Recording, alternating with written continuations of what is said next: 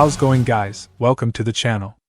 In this video we are gonna see, what if Naruto was the trigger shinobi and got harem with Mikoto? Huge shout out to Zara the Black for this story. If you wants to see awesome fanfiction like this, don't forget to subscribe. Now let's get into the video. Konoha. The village hidden in the leaves. The strongest of the big 5 hidden villages. While on the outside they were a great village, like anywhere else they were divided on the inside by the 5 powers of the village. The Clan Council. The council that was made up of the 4 royal clans that joined Konoha shortly after its creation.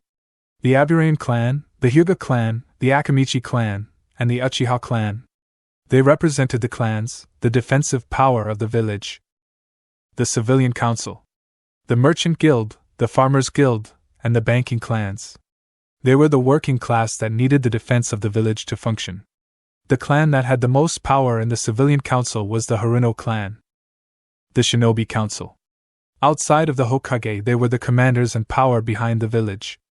The ANBU commander, the head ninja, second highest position in the village ranking, and the Jonin commander. The Elder Council. The 2 men and women who had seen more combat combined than the entire shinobi force combined. The Hokage. The ultimate force in the village. The man that ran the place. Namikaze Minato. Currently the council was in a bit of a dilemma. For the last 4 years, not one of their genin had made it past the second round of the Chunin exams. With 2 exams a year, that was 8 Chunin exams failed. This was not a good thing. The genin represented the strength of the future of the village. What kind of message did it send to their rivals Kumo and their enemies Iwa if their genin were so weak? Who will we be sending to the Chunin exams this time, Hokage-sama? Asked Uchiha Fugaku, the head of the Uchiha clan and the chief of police. Minato sighed upon hearing this. No one, Uchiha-sama. Our genin are not prepared if the records to be accurate. With our performances in the last exam, it is best if we leave it be for now, said Minato. Hokage-sama, if we do nothing and at least show ourselves, how can we save face? Asked Danzo. I'm more worried about our genin coming back alive than saving face, Danzo-san.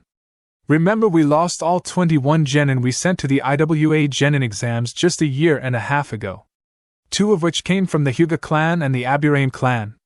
We can ill afford to be so reckless with our troops, said Minato. Perhaps I can help you with that, Hokage-sama, came a voice from the entrance. Guards! Yelled Hyuga Hisashi. Your guards are currently indisposed, Hyuga-sama, said a female voice. 2 people walked into the chambers. The first was a man who stood at nearly the same height as Minato, who was about 6 foot even, long red hair that was pulled into a ponytail, wearing a long white jacket and black pants. On his face was a black mask with red markings on them. Next to him was a woman who stood at 5 feet 6 inches long, waist-length white hair that stopped at her waist, wearing a form-fitting cloak, and a black mask that left only her plump lips visible. All shinobi prepared for a fight, but the male held up his hand. Be calm. I am a resident of Konoha, as is my associate, said the male as the woman bowed. Then who are you? Asked Chika. The male laughed.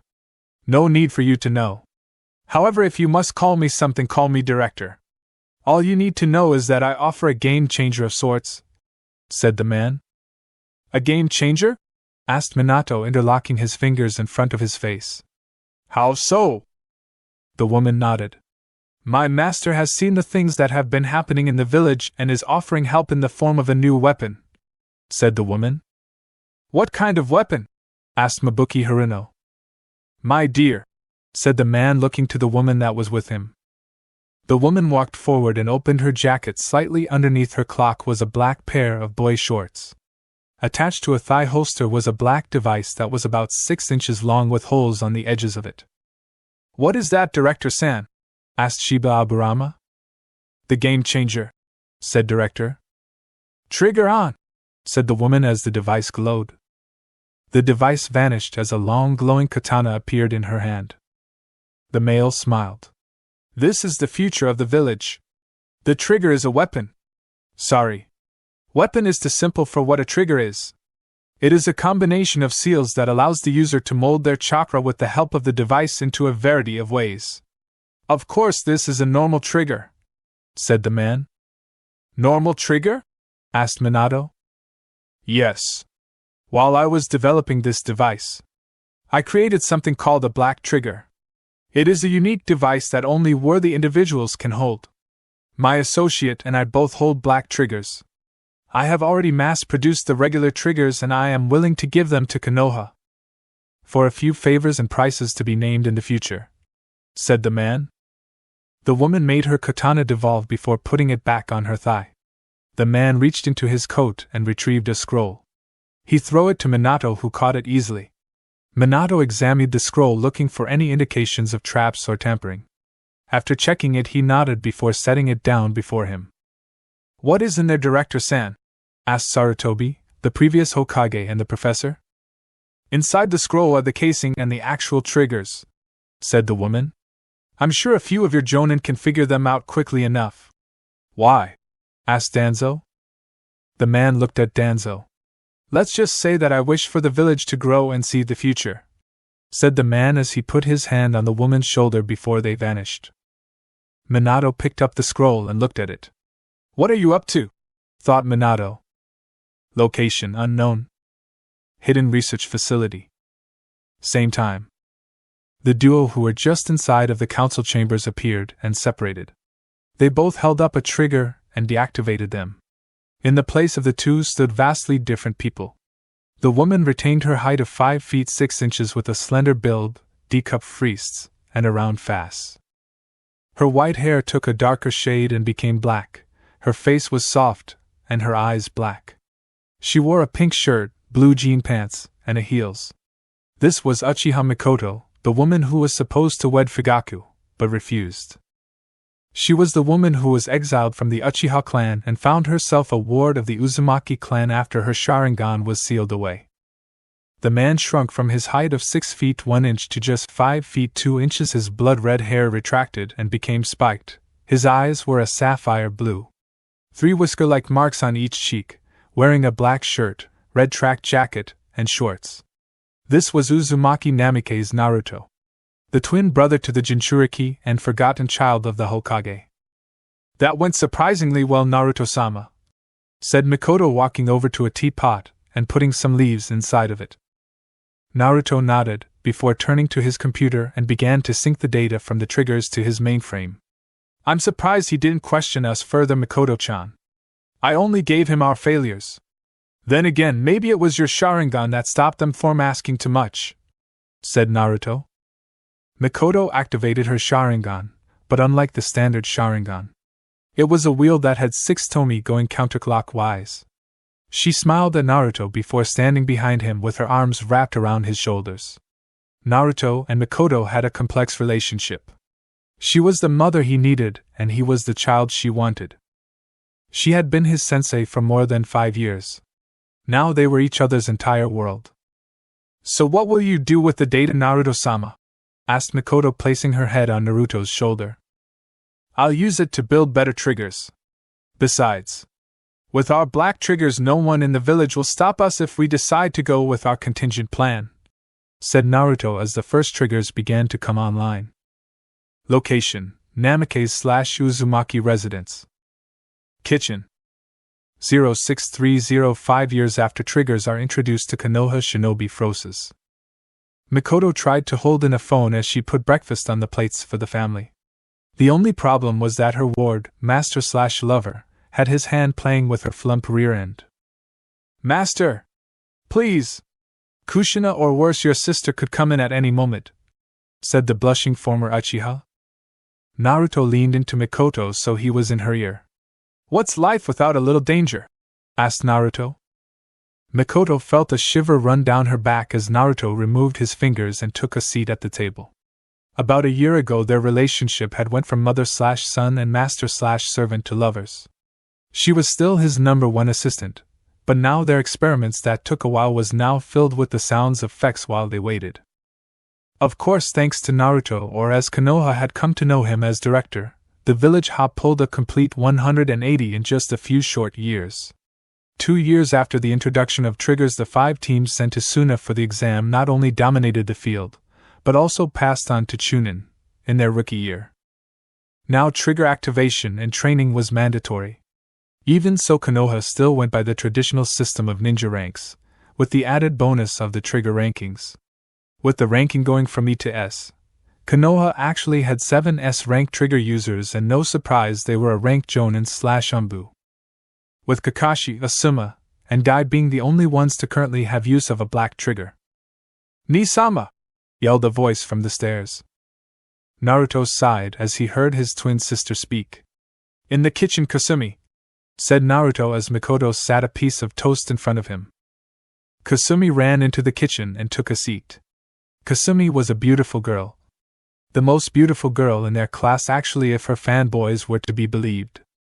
She stood at 5 feet 3 inches with large C-cup wrists, and a bubble foot, long strawberry blonde hair that went to her shoulders, bright blue eyes much like his own, 3 whisker-like marks on each cheek. She wore blue skin-tight pants, a white shirt, and a blue jacket. On her left side was her trigger. "What do you want?" asked Naruto, giving his sister a deadpan look. Kasumi took her trigger and put it on the table. "I want to know if you were going to apply for the gunner position on my team?" said Kasumi with a smirk. Naruto picked it up and swiped his hand over it. Naruto, while not a master of trigger combat, and considered the dobe of his graduating class, was the smartest person when it came to trigger maintenance, and even outdid professionals in that field. If only they knew that Naruto had the strongest trigger in the village. Kasumi was an attacker, so she liked to get up close and personal with the enemy.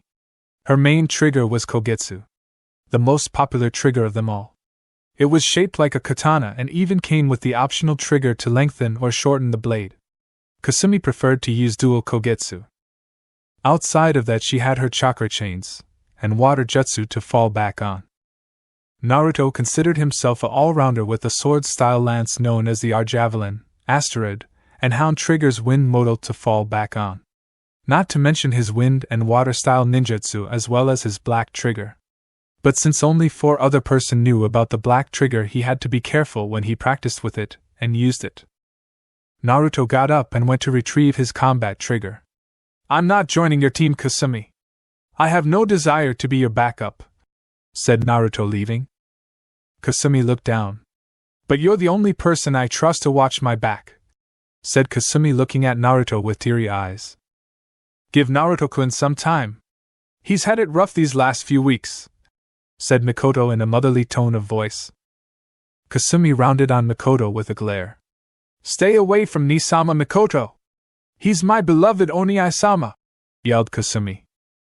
Mikoto's eyes took a dark tint for a second as she suppressed her killing intent. She didn't need to reveal that she was probably one of the stronger trigger users in the village, just to shut up some brat. It was a well-known fact that Kasumi was a Brokon and was already in the running to be promoted to C rank, and even considered to get a black trigger from the director. Of course, her Naruto-sama only ever gave the village his failures. Everything from the Kentetsu blades to the asteroid were all failures in Naruto's eyes. The only ones even close to perfect were her own and his black trigger. Workshop 1200. Naruto sighed as he took another failed trigger and threw it behind him. Naruto rubbed his temple in annoyance. "Why is it that I've been ending up with crap as of late?" asked Naruto. "This trigger isn't crap, Naruto-sama. It's the most powerful scorpion trigger I've ever seen," yelled Naruto's self-appointed assistant, Higurashi Tenten. Tenten was a year older than Naruto and a full-fledged genin and an all-rounder. She normally used 2 short scorpion blades, viper bullets, and wires. Of course, she was only a C-rank trigger user since Naruto refused to give her a black trigger. Tenten stood at 5 feet 4 inches with large C-cup wrists, and a tight, toned stomach that made the girls of Naruto's class jealous when they saw her with Naruto. Brown hair that was pulled into 2 buns, dark brown eyes, wearing a black Chinese top that stopped above her stomach, black matching pants, and a blue track jacket. Naruto pulled away from his computer. "All I managed to do was increase the power of the trigger by 200%. Few people would be able to use that. Even myself. It's overly powered and would drain the chakra from its user far too fast to be of any use, said Naruto before removing his glasses. Tenten frowned. Although Naruto didn't need his glasses, they made him look sexy as hell. What about you? Asked Tenten. Naruto smirked. While I do have the legendary Uzumaki chakra and life force, I have no interest in a trigger that will drain me dry within 30 minutes, said Naruto. Tenten understood that. While she wasn't a master of triggers or understanding them, she knew enough that for each weapon and attack used, chakra was utilized to its fullest potential. If anything, it's best to hand it to an enemy and make them think that they have the up. Shit, said Naruto before he got up and held out his trigger.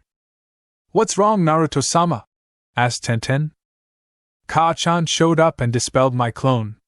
Trigger on, gate! Yelled Naruto before he warped away. Tenten smiled as her master left. Tenten had only been in Naruto's or the director's service for a little over a year. She had come to Naruto to learn about trigger maintenance, since he was said to be the best. Even the best trigger techs paled in comparison to him. She just hoped that one day her master would give her a black trigger. While Konoha officially had 7 black trigger users, her master and his right hand made 9. Tenten hoped that soon she would be allowed to have a black trigger. Until then, she was content with her scorpion blades and shield. The young weapons mistress removed her gate trigger before leaving. She had a team meeting to attend as it was. With Naruto. Naruto appeared in the academy courtyard before running to Irika's class. Throwing the door open, he was met with a fist to the gut that doubled him over. Naruto went to his knees as he looked up to see the person who punched him. Standing there was his mother, and head of the combined Uzumaki/Namikaze family. Uzumaki Namikaze Kushina. Kushina stood at 5 feet 6 inches with a full-body figure that made many men lust after her. If it wasn't for the fact Minato was a jealous man and Naruto was quite protective of his family. Long red hair that went past her ass, dark purple eyes, wearing a no-sleeve blue shirt that was skin-tight, a jonin vest that was unzipped, dark blue cargo shorts, high-heeled kunoichi sandals. On her thigh were 2 triggers, one of them being black.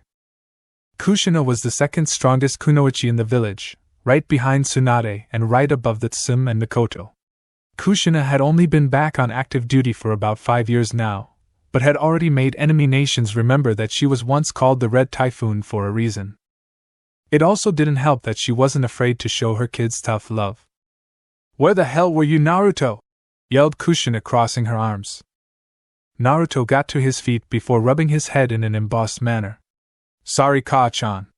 I was going over some of the trigger codes that were quite interesting and wanted to see if I could figure it out," said Naruto. "If you spent as much time training as you did researching, then you might actually be a worthy husband to me," said one of the students. Naruto looked at said student and sighed. It was his cousin and future wife Senju Akira, the daughter of Dan and Tsunade. She was 17 years old. A year older than most of the class because she started a year late due to her taking a year to be in the medical program. She stood at 5 feet 4 inches with e-cup frieze that rivaled her mother, sliver blue hair with blonde highlights that was pulled into drilled ponytails, hazel eyes, wearing a dark gray kimono top, black skin-tight leggings, blue shinobi sandals, and black gloves. Akira had been a friend of theirs since they'd born. She had always been told that Naruto would be her future husband. She was the second strongest female in the class right behind Kasumi, and was known as one of the Konoha Goheims. Along with Kasumi, Hinata, Sakura, and Ino. Naruto got to his feet and dusted off his shirt. "Well, if that is the case, then I don't need to tell you that your hound trigger is off by 15 degrees. Your scorpion blades are also 10% ineffective currently," said Naruto. Kushina looked at Naruto with a sigh. "If you're so adamant about maintenance, why not just join R&D?" asked Kushina. Naruto shook his head. "Because the people in R&D don't understand dick about triggers. They play like they understand, whereas I understand," said Naruto with a heavy sigh. "Don't act smart, dope. Yeah, you're good at maintaining a trigger, but you're still one of the weakest fighters in class," said Sasuke with a sigh. Naruto and Sasuke were best friends/rivals. The worst and the best of the class respectively. Sasuke used Scorpion and Light Screen Shield as his primary with the Viper Lightning Modal as his fallback with a pistol. Naruto smiled at his rival before making his way to his seat. He had little else to say to anyone as the listen got underway and Kushina left the room. Ichiroka Ramen. 1740. Naruto sat in his usual spot with a bowl of miso ramen as well as a bowl of shrimp. He had a Trigger laptop out before him reading a report from one of his projects. Honestly, he was liking the results, but only the director could get things moving forward at this rate. Shutting down the laptop, he turned to his ramen and allowed his glands to salivate before digging in. "Do you like it, Naruto-kun?" asked his longtime friend Ain. She was also one of the 5 people in on his alter ego. Ain was a beautiful girl if a bit average. At 22 she stood at 5 feet 4 inches with C-cup wrists and rounded hips, giving her a semi-hourglass figure. She looked like she worked out on a regular basis, long brown hair that stopped just past her shoulders, dark brown eyes, wearing a long-sleeve white shirt with the sleeves rolled up, white pants, a gold bracelet with a black stone, and shinobi sandals. Hidden in her bracelet was her black trigger and kotetsu trigger under her red apron. Seeing as she was a Chunin-ranked shinobi chef, it was only right that she had a weapon that matched her skills. "So how long before you graduate?" asked Ain with a smile. Naruto smiled. "A week. About the same time it will be finished," said Naruto, polishing off his bowl of shrimp before requesting another bowl. Ain quickly put together another bowl, before putting it before her friend. "I didn't realize that it was almost done. Still, what about the council? They've been pushing for stronger and more deadly triggers. And even with them having things like Viper's Kotetsus and other such things, they're still looking into others," said Ain. "I've been looking into long-range applications. So far the longest range I've been able to get is 1,000 meters for the weakest modal so far," said Naruto, finishing off his bowl. "That far, huh? What's the shortest range you have for the strongest?" asked Ain. 500 meters. However, the amount of power needed behind such an attack requires a chakra monster. Or someone who doesn't mind using up all their chakra in one attack," said Naruto. Namikaze/Uzumaki Mansion. 1800. Naruto entered the house, only to be grabbed in a headlock by his father. "What the hell is this I hear about you skipping school?" yelled Minato. Naruto gasped in pain. Naruto grabbed Minato's arm, throwing him onto the ground, before jumping on his back and putting Minato in a camel clutch. Minato screamed in pain. "What the hell kind of father attacks his son out of nowhere?" yelled Naruto. Minato used the Harashin to appear behind Naruto, putting him in a full Nelson lock with his legs around his chest. "The same kind of father that expects better of his loser son," yelled Minato. Naruto flipped Minato onto his back. "Who the hell you calling a loser, girly man?" yelled Naruto. Minato gasped before he got in Naruto's face. "Take it back!" yelled Minato. "Hell no!" yelled Naruto. Minato screamed before he was hit in the head by his wife and daughter for attacking Naruto. This was the family. While both Minato and Kushina were busy, they always had time for their family. They always had time for the love they shared with each other. It was something that the woman watching craved greatly. At least they paid attention to him now. And it only took 10 years and an attempt on his life, thought Mikoto as she returned to her duties. Training Ground 15. 1300. Naruto, or as he was currently acting as director, was quite glad that today was a Saturday. If today was a school day, then he wouldn't be able to do his new trigger demo to Minato and the Shinobi Council. With him was Tenten, acting in her own alias as his bodyguard Loli. Her normal bun hair was down and went to her shoulders. She wore a long black coat that was fully buttoned, white pants, and a full white mask on her face. The 4th Hokage Namikaze Minato, Jonin Commander Narushika, Anbu Commander Wolf, and Head Ninja Harino Kazashi. Loli went for her trigger, but a hand gesture from her master stopped her. The director walked forward and gave a slight bow. "Hokage-sama, members of the Shinobi Council, I welcome you to this trigger demo," said director. Kazashi crossed his arms and slid his hands into his kimono top. As one of the 3 men who had been considered for the position of Hokage, he could be called one of the men. Once considered the rival of Minato. Where Minato had the flying thunder god, Kazashi had the bringer of darkness techniques. He was known to many as the evil light of Konoha. Where normally he was a kind man, once in battle he was a monster. Even Minato did not want to fight the man if he didn't have to. "I hope that you're not wasting out time, young man. We are busy men and have much we need to do," said Kazashi, glaring at the director. Loli growled in the back of her throat as she drew her trigger. "How dare you disrespect Director Sama?"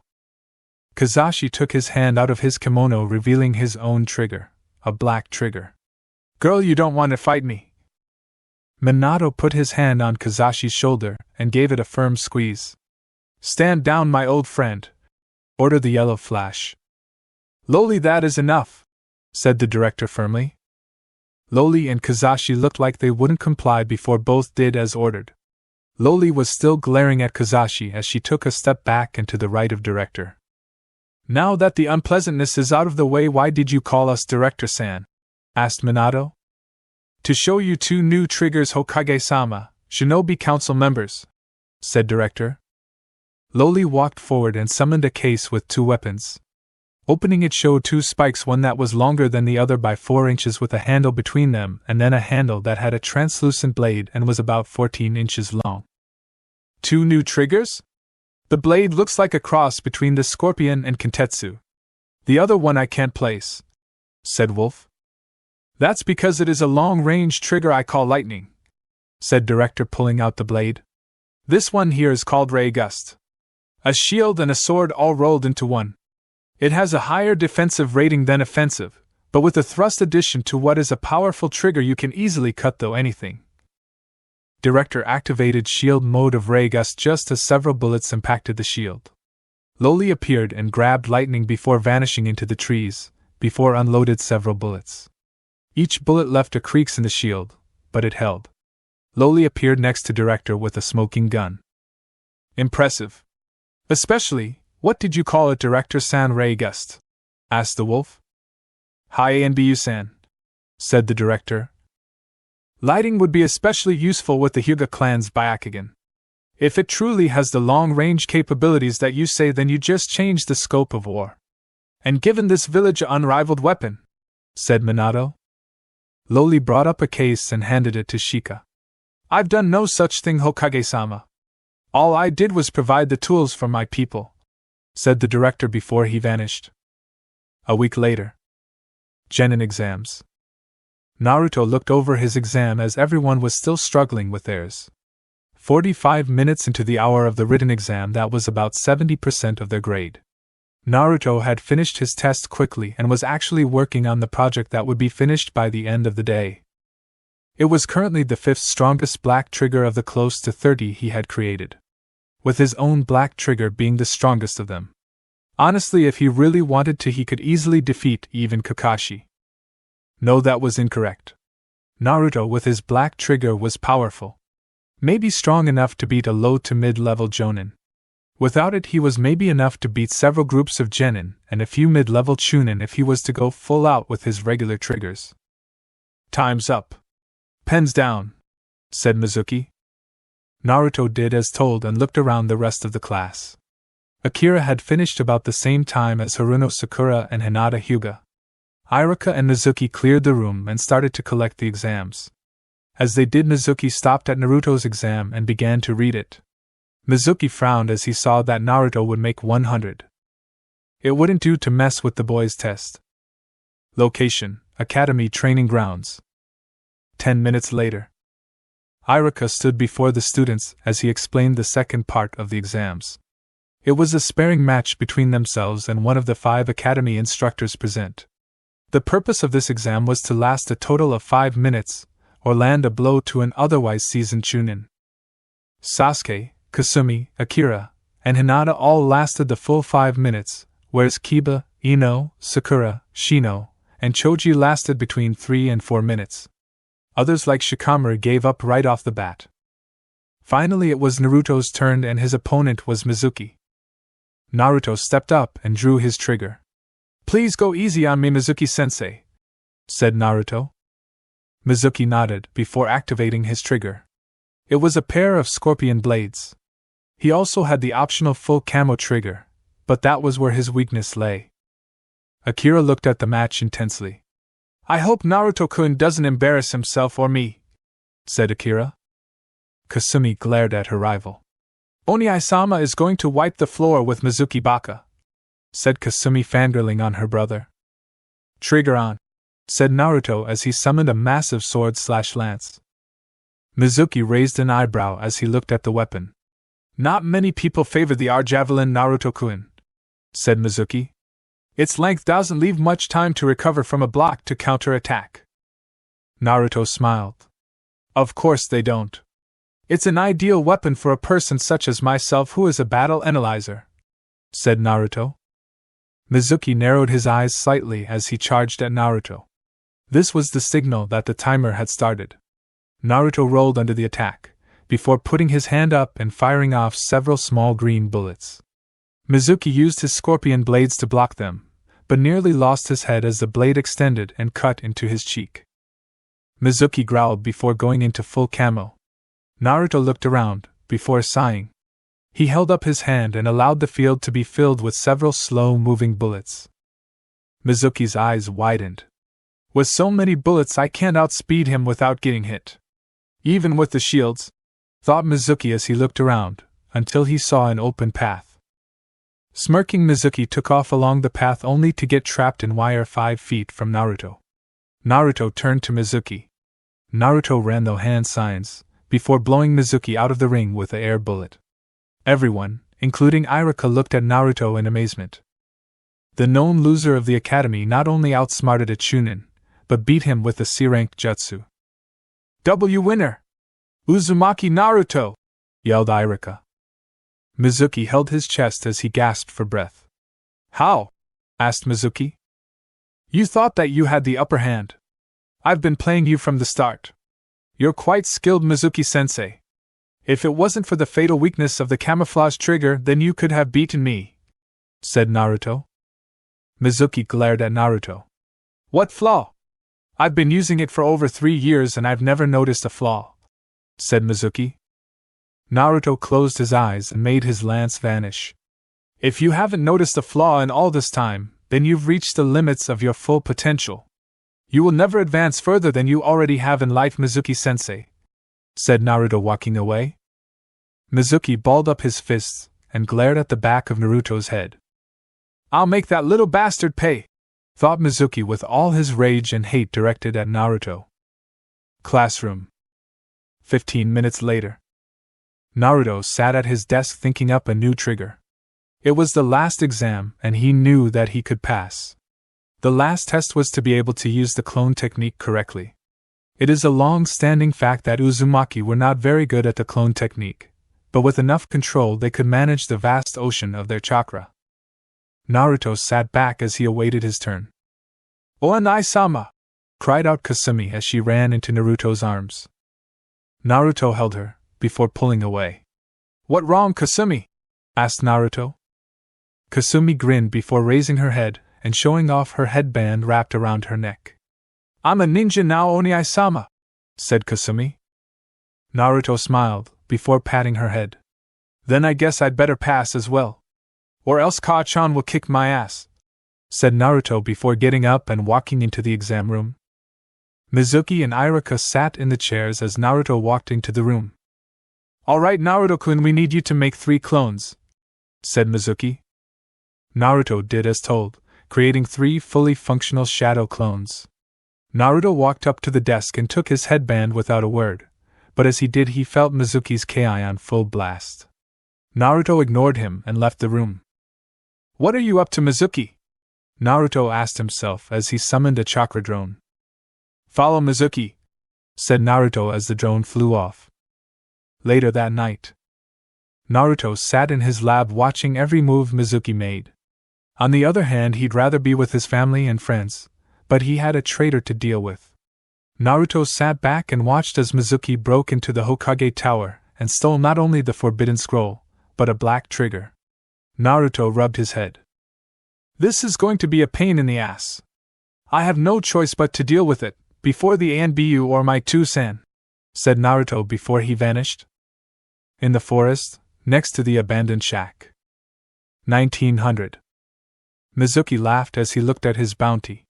Not only did I manage to get the forbidden scroll for Orochimaru-sama, but I got a black trigger for myself. This couldn't get any better, said Mizuki. You're right, it will only get worse, said Naruto walking into view. Mizuki got up and grinned. I was wrong. Now I get to kill the brat who humiliated me, said Mizuki holding out the black trigger.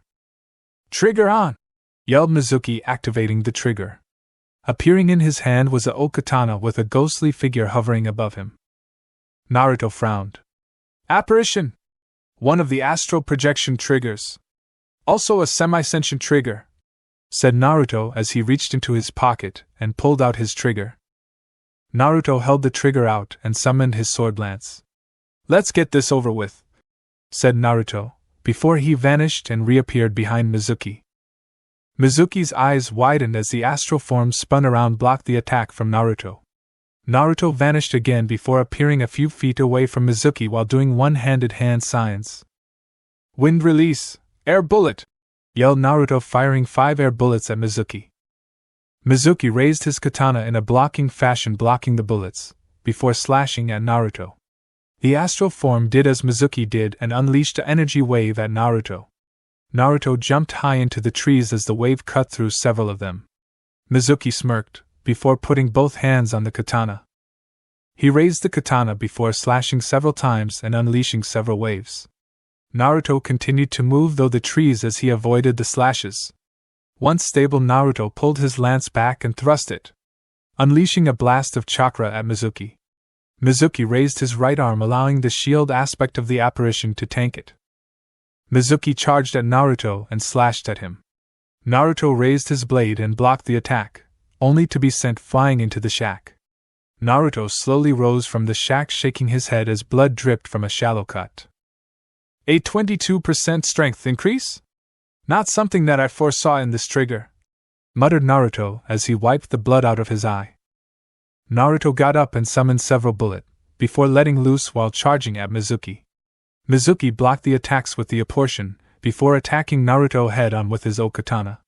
Naruto slashed back, stopping his attack, before stepping on his blade, before Naruto raised his hand at Mizuki's face. Die, Viper! Yelled Naruto. Mizuki pulled the apparition back into his body, allowing him to tank the hit. Mizuki skidded backwards and glared at Naruto as the burns and cuts slowly healed. Naruto looked at Mizuki. Regeneration speed is quite nice. Able to heal from minor wounds that was inflicted by a weak viper. Could be on par with Uzumaki regeneration healing, said Naruto. Give up, Naruto! You're not strong enough to beat me, yelled Mizuki. Naruto sighed. I didn't have to beat you. I had to stall you out, said Naruto, allowing his trigger to vanish. Mizuki growled before he pushed the apparition into the okatana. He yelled out as he charged at Naruto, and just a few feet away from Naruto as his eyes widened, before he threw up blood. Stepping backwards, he glared at Naruto as he dropped the okatana as it reverted to its sealed mode. Naruto picked up the trigger and made it vanish to his lab. Such a shame that you couldn't control the overwhelming power of the black trigger, said Naruto. You were strong enough to activate it and use it for a number of minutes. For that I commend you, Mizuki-sensei. A black trigger isn't something to fool with. If you knew how to truly control a black trigger or had the chakra to use it, then I would have been worried. However, you failed to realize one thing. Chakra is constantly used to maintain a trigger. Several seals are needed to a trigger to function. Chakra absorption, shape manipulation, elemental manipulation, chakra redirection, barrier, and over 40 other seals that are needed for a trigger to function. And that is for a normal trigger. A black trigger is so much more, said Naruto. As I said, Mizuki, you have reached your limits with triggers, whereas I am a master of triggers. Mizuki fell to the ground with his eyes rolling into the back of his head. Naruto turned to walk away as a unit of ANBU appeared with Minato. Naruto looked at his father with a smile. Hey, 2-san. What kept you? Said Naruto. Location, Konoha. Training Ground 87. 0830. The three genin stood across from the seasoned jonin who had a lazy smile with his eye. Kakashi looked at the three genin before him before walking up to the training logs before pulling the clock out. He set the clock down, before turning to the genin. This clock is set for noon. You have until then to get these from me, said Kakashi holding up a pair of bells. Bells? Asked Naruto. Correct. You have collect these from me, by any means necessary. Even if it means to kill me, said Kakashi. Sakura looked at the bells, before her eyes widened. But sensei, there are only 2 bells, said Sakura. Correct, meaning that only 2 of you will be genin. The other will return to the academy, said Kakashi. Before Kakashi could say anything else, he had to quickly pull a kunai and javelin thrust from Naruto. Grabbing Naruto's extended arm, throw the boy into the air, and felt a hard punch impact his shield. Thanks to Kakashi's honed skills, he could quickly bring a shield up on instinct alone. Turning, he put a foot into Sakura's gut, sending her rolling. Kakashi annulled Sakura's trigger. It was just a shield covering her fist, but the amount of power it added to her attack was actually impressive. Sakura rolled past Sasuke, who was running through hand signs. Fire release, fireball jutsu, yelled Sasuke. Kakashi threw his kunai at the fireball. Sasuke's eyes widened as he noticed an explosive note wrapped around the kunai. Before it exploded, Sasuke threw himself on Sakura, shielding her from the majority of the explosion, but singeing his back slightly. Kakashi turned and blocked an overhead slash from Naruto by crossing 2 scorpion blades. Kakashi's eye widened as he saw bullets in Naruto's right hand. Before Kakashi could move away, Naruto unloaded every bullet he HSD at the jonin. Smoke rose off the body of Kakashi as he was blasted backwards by over 100 bullets. Kakashi jumped out of the smoke and looked at his vest. With the outer layer being made of Kevlar and the inner layer of Ninganium, it wasn't much of a starch for Kakashi to survive a weak attack, but seeing as Naruto's attack was powered with Uzumaki chakra, it was slightly stronger than normal. If I didn't activate my shield, I would have been injured. That was dirty, Naruto-kun, said Kakashi. Naruto swung his sword and held it at the ready. There's more where that came from, said Naruto, before jumping back and grabbing Sasuke and Sakura before vanishing. Kakashi sighed before sitting down. They're good enough to pass, but I want to see a bit more of their skill, said Kakashi, looking into the threes and not being able to locate them. Naruto, you've grown into quite the monster since that day. Flashback. 6 years ago. ANBU members CPT Dog, Raven, Serpent, Cat, and Bear all stood in the trees around the compound. Several months ago, the heir to the Uzumaki Namikaze family was kidnapped. IWA and Kumo denied any part of what happened and even volunteered their own people to help look for the lost boy. After several months, a tip from IWA came to them saying that a spy of theirs managed to locate him in a manor that was said to belong to a private party. Minato, wanting to save his heir as that was all he was, decided to trade a few justu and land for the entail. Alright, you all know the drill, said Kakashi, removing his dog mask. Kill them all and find the person responsible for Naruto-kun's kidnapping, said Raven. Obtain all information in the manor, said Cat. Find Naruto-san and remove him as safely as possible, said Serpent. Burn the manor to the ground and leave no one alive, said Bear. Let's go, said Kakashi, putting his mask back on. What followed could only be called a slaughter, as over 100 mercenaries, 20 chunin, and the jonin in charge of security were completely and utterly destroyed by the ANBU. After combing the manor for information, they found their way to a basement lab. In the basement, they saw a tube full of red liquid, with a body floating inside. It was young Naruto with vacant eyes. In front of the tube was a man who looked like he was Frankenstein monster long lost, ugly as sin brother.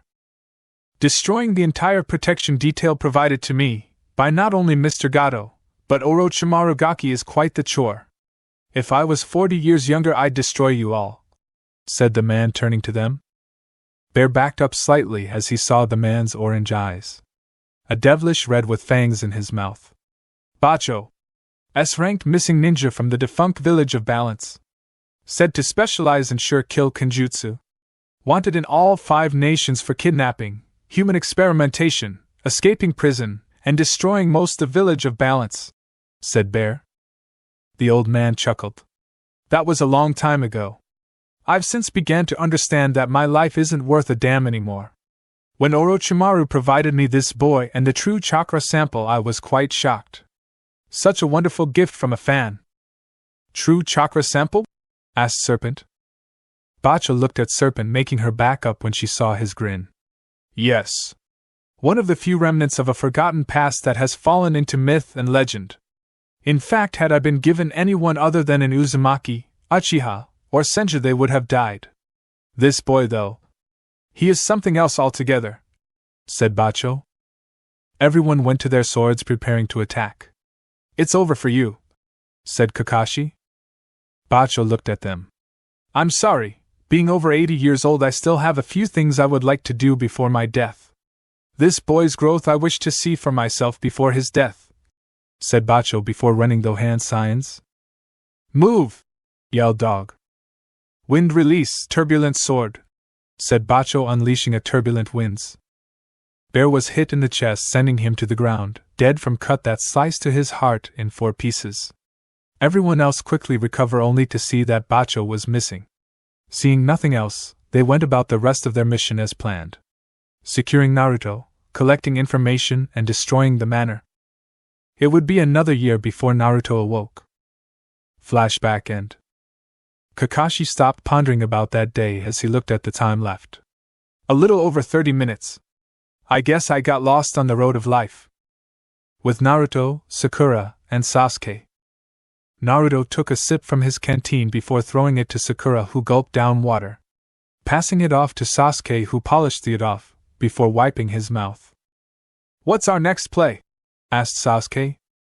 Even attacking together, we were no match for a Jonin, said Sakura.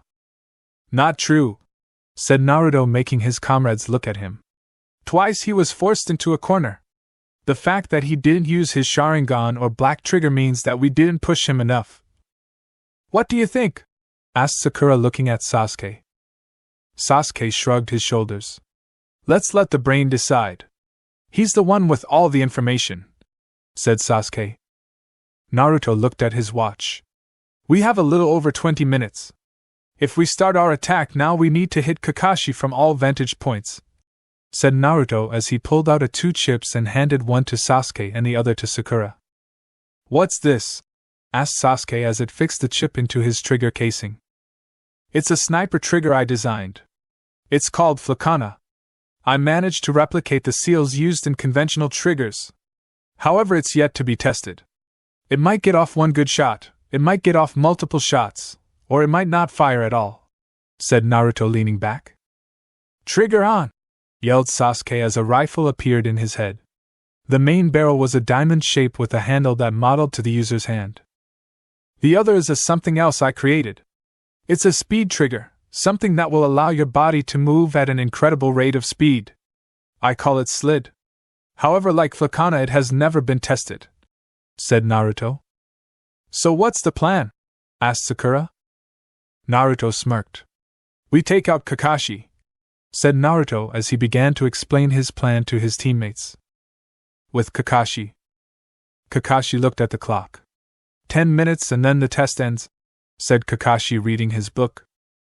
Looking into the woods, he saw a flash as something hit his shoulder, cutting into it. Kakashi grabbed his shoulder in pain.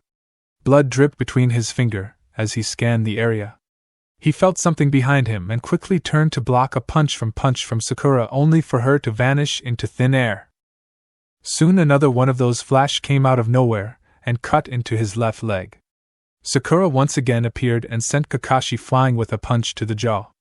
Kakashi skidded across the ground, before looking up only to meet with Naruto, who had our javelin out and primed to strike. Raging Tiger!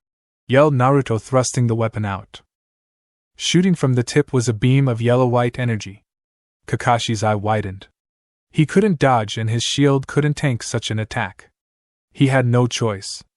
Grabbing the trigger hidden in his right pocket, he held it up. Black Trigger on! Yelled Kakashi. Appearing before Kakashi was a black floating ball. The energy was sucked into the ball and kept absorbing it. Naruto cut the energy and grabbed Sakura around her waist, before she could move in again, before running though hand signs. Uzumaki sealing style, anchor! Yelled Naruto as his chakra turned into chains and spikes that held them down as the force of the black hole started to pull everything in. He also threw a chain to Sasuke, who wrapped it round his waist. What the hell is that? Asked Sakura, nearly wetting herself in terror as the ball began to grow. Kakashi Baka really activated his black trigger, yelled Naruto as he planned to grab his own black trigger, only to stop as the black hole died down. Kakashi stood up with the black hole in his hand before it turned into a trigger again. Kakashi had a look in his eye that he hadn't had in a long time. Frustration. Not only was he forced to the brink of his skills without his Sharingan, but he was also forced to use his black trigger. A trigger that he was only able to use with 40% of its full power, in battle without it going out of control. Sasuke arrived in the area panting and seething heavily. The Falcona took a lot of energy out of him. Not only were the bullets made of chakra, but the firing speed, distance, and power needed chakra as well. He fell on his butt next to Naruto and Sakura, who was also on her last legs, since hers were burning up as Kakashi approached them. I have no idea what triggers those are, but they sure are impressive. I'll make this clear to you three. You passed my test with flying colors. Your skills need polishing, and you need to work on more than just your triggers, but overall you pass. Just remember this. It was something burned into my mind from my late teammates. Those who break the rules are trash, but those who abandon their comrades are worse than trash. Tomorrow morning we start mission starting at 0700, don't be late, said Kakashi, vanishing. What an asshole, said Sakura. Agreed. I'd better get home. Kawa-chan wants me to give a report to her in Tucson, said Sasuke as he began to leave. Same here, said Sakura. Alright, see you two tomorrow, said Naruto as the field emptied. Once alone, Naruto put his hand on his neck. 40%, huh? I thought after having Black Hole for almost 3 years he'd at least have it at 80%. Location, Uchiha District. Clan heads home. 1300. Sasuke walked into the home of the clan head and quickly smelled the scent of food coming from the kitchen. Walking towards the kitchen, he found his mother there along with his older sister. His mother was a beautiful woman. She stood at 5 feet 6 inches, bob-cut black hair, and slightly rounded face, eyes that were almost always closed, wearing a white shirt with the Uchiha family crest on the back, long red skirt that went past her knees, and finally a wedding band on her left hand. The girl was looked to be in her 20s, long black hair tied in a priestess ponytail, sharp black eyes, standing at the same height as their mother, with large C-cup friests. She wore a white jacket with a high collar that easily made covered her ruby red lips and left the underside of her frieze bare.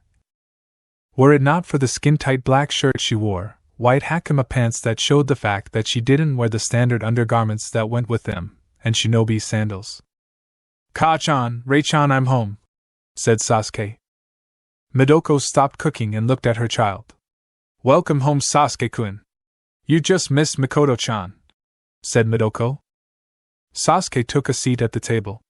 Aunt Mikoto was here? Asked Sasuke. She was here only at the behest of Tusama, said Rei. Why would Tusan call her back? She was banished from the clan for not marrying him, correct? Asked Sasuke. Fugaku-chan is trying to make her reconsider and become his second wife, said Midoko with a smile. Sasuke looked at his mother and gave a grunt of disgust. In the past, it wasn't uncommon for a clan leader to take more than one wife. Apparently his father wanted a set of twins to be his wives. Once his mother and Aunt Mikoto had been part of the most feared only women selled the Triforce of Konoha ever. Trained by Tsunade Senju, it was Uchiha Mitoko, Uzumaki Kushina, and Uchiha Midoko. Together they were a feared team that left many IWA ninja dead and dying. So Sasuke-chan, how did everything go? Asked Midoko, turning to her youngest. Location, Harino household. Same time. Sasuke walked into her house to see her mother chopping up some vegetables and putting them into a pot. Haruno Mibuki stood at 5 feet 4 inches, dark blonde hair, emerald green eyes, wearing a light gray shirt, a pair of skin-tight jeans that showed off her nice rounded ass, and a pair of high heels. Was once a Chunin-ranked police member. During Itachi's rampage that left many police members dead, Mibuki was one of only 6 officers that survived the incident, but because of a wound that was inflicted to her back she was forced to retire. "Ka-chan, I'm home," said Sakura as she went over to begin help her mother prepare dinner. Mibuki smiled at Sakura. "Thank you, Sakura-chan." "How was the exam?" asked Mibuki. Sakura smiled at her mother. "I passed with flying colors thanks to Naruto-kun and Sasuke-kun," said Sakura, thinking about her teammates. Mibuki giggled. "On a team with nothing but boys. I hope I don't become a grandmother too soon," said the elder Haruno. Sakura blushed. "Baka-chan. I'll only marry a boy who is stronger than Tusan," said Sakura. "Which is never going to happen," said Kazashi, walking into the kitchen, before sitting at the table. "Welcome home, dear. Is everything okay?" asked Mizuki. "Yes. Just have to get the next round of village and board patrols ready," said Kazashi. "Is it that time already?" asked Mibuki. "Hi. I also have to prepare for a trip to Wood Country and negotiate a new trade agreement," said Kakusashi. "I see, well, good luck," said Mibuki. Sakura looked at her mother and father, and thought that life couldn't get much better than this. Location: Uzumaki Namikaze Manor. Same time.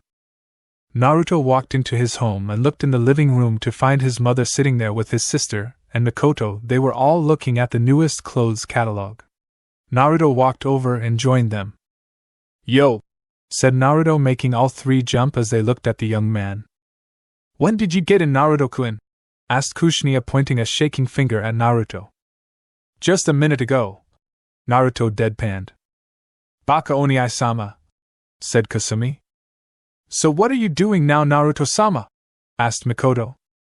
Naruto leaned back in his chair. "Nothing really. I could go train, but I'm beat after what happened with Kakashi Baka. Kakashi is no joke, especially with his black trigger," said Naruto, rolling his neck.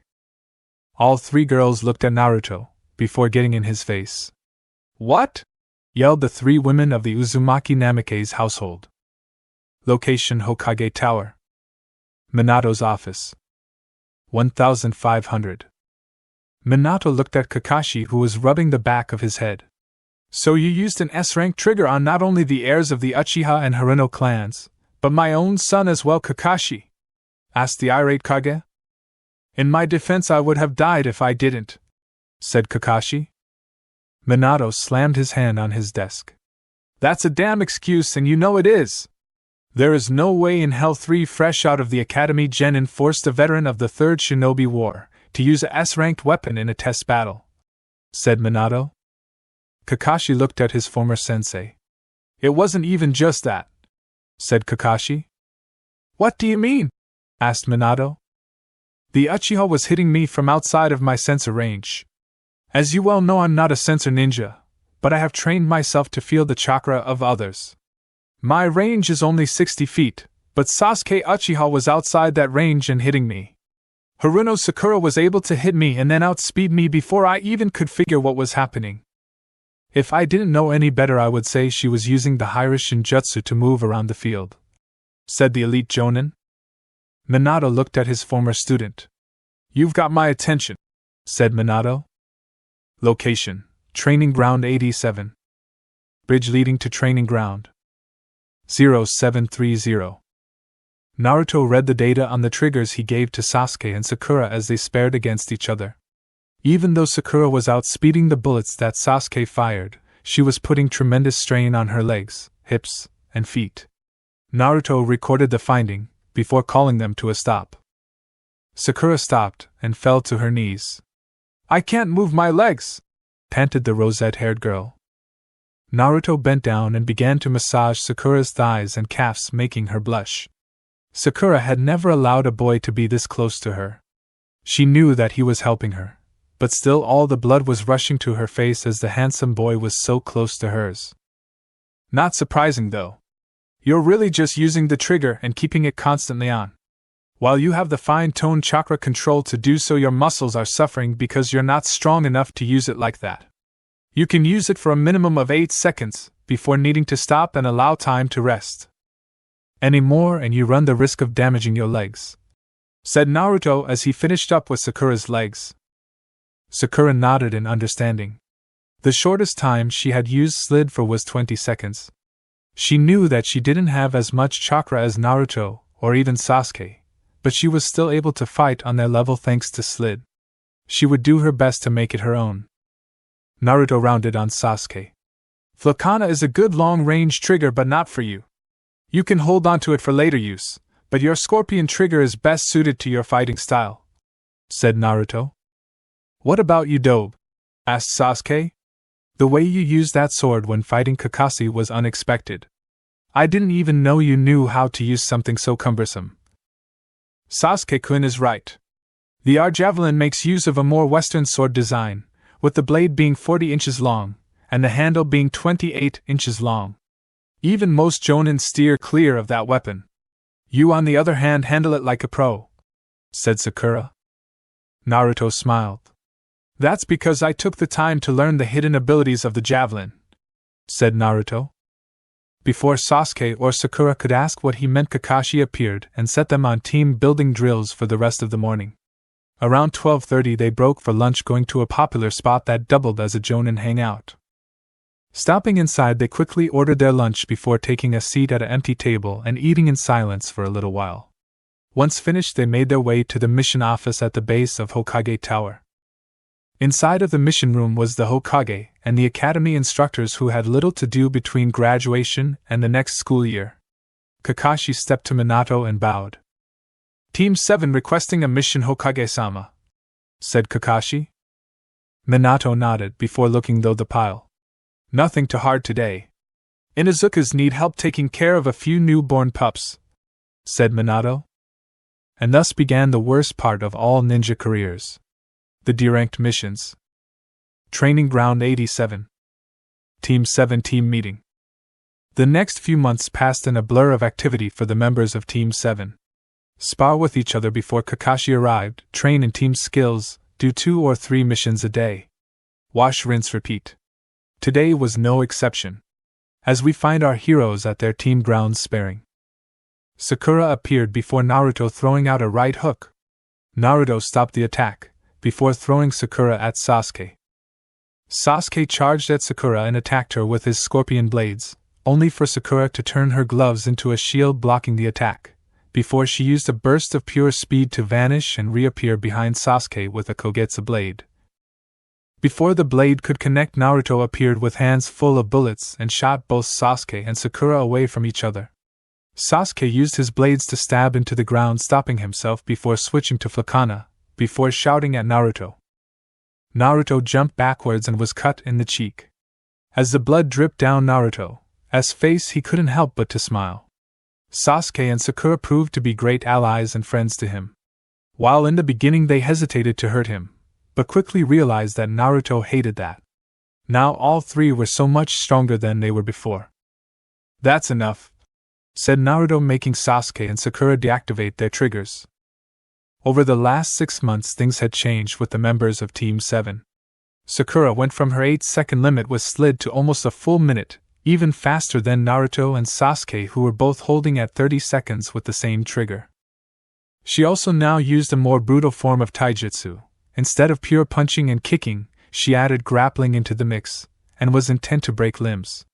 She also no longer used scorpion blades, but changed to using just the shield function and thrust that had been introduced to the ranks 5 months ago, as well as the asteroid. She also used Kogetsu blades. Sasuke had become akin to a monster with his Flakana, but truly only used it when he could get away with using such attacks. He also moved on to the more advanced Uchiha attacks. He was now capable of using dragon missiles and phoenix flowers. He also became pretty well-rounded and used his shield more than anyone else. Naruto hadn't changed much in the last 6 months. He was much closer to his comrades now. He also was much better equipped to handle outside threats with triggers. Despite once being the dobe of the class, he could now fight with both Sasuke and Sakura without breaking a sweat and just using our javelin.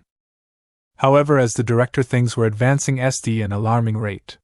His pet project as of recent had been a complete and utter success. He was able to create 3 2-meter humanoids with a bulky build, with wide shoulders and large arms with 3 fingers and no thumbs, and also short but thick legs which end on long 2-toed feet. It has a long neck ending in a head roughly resembling a rabbit head, hence its name.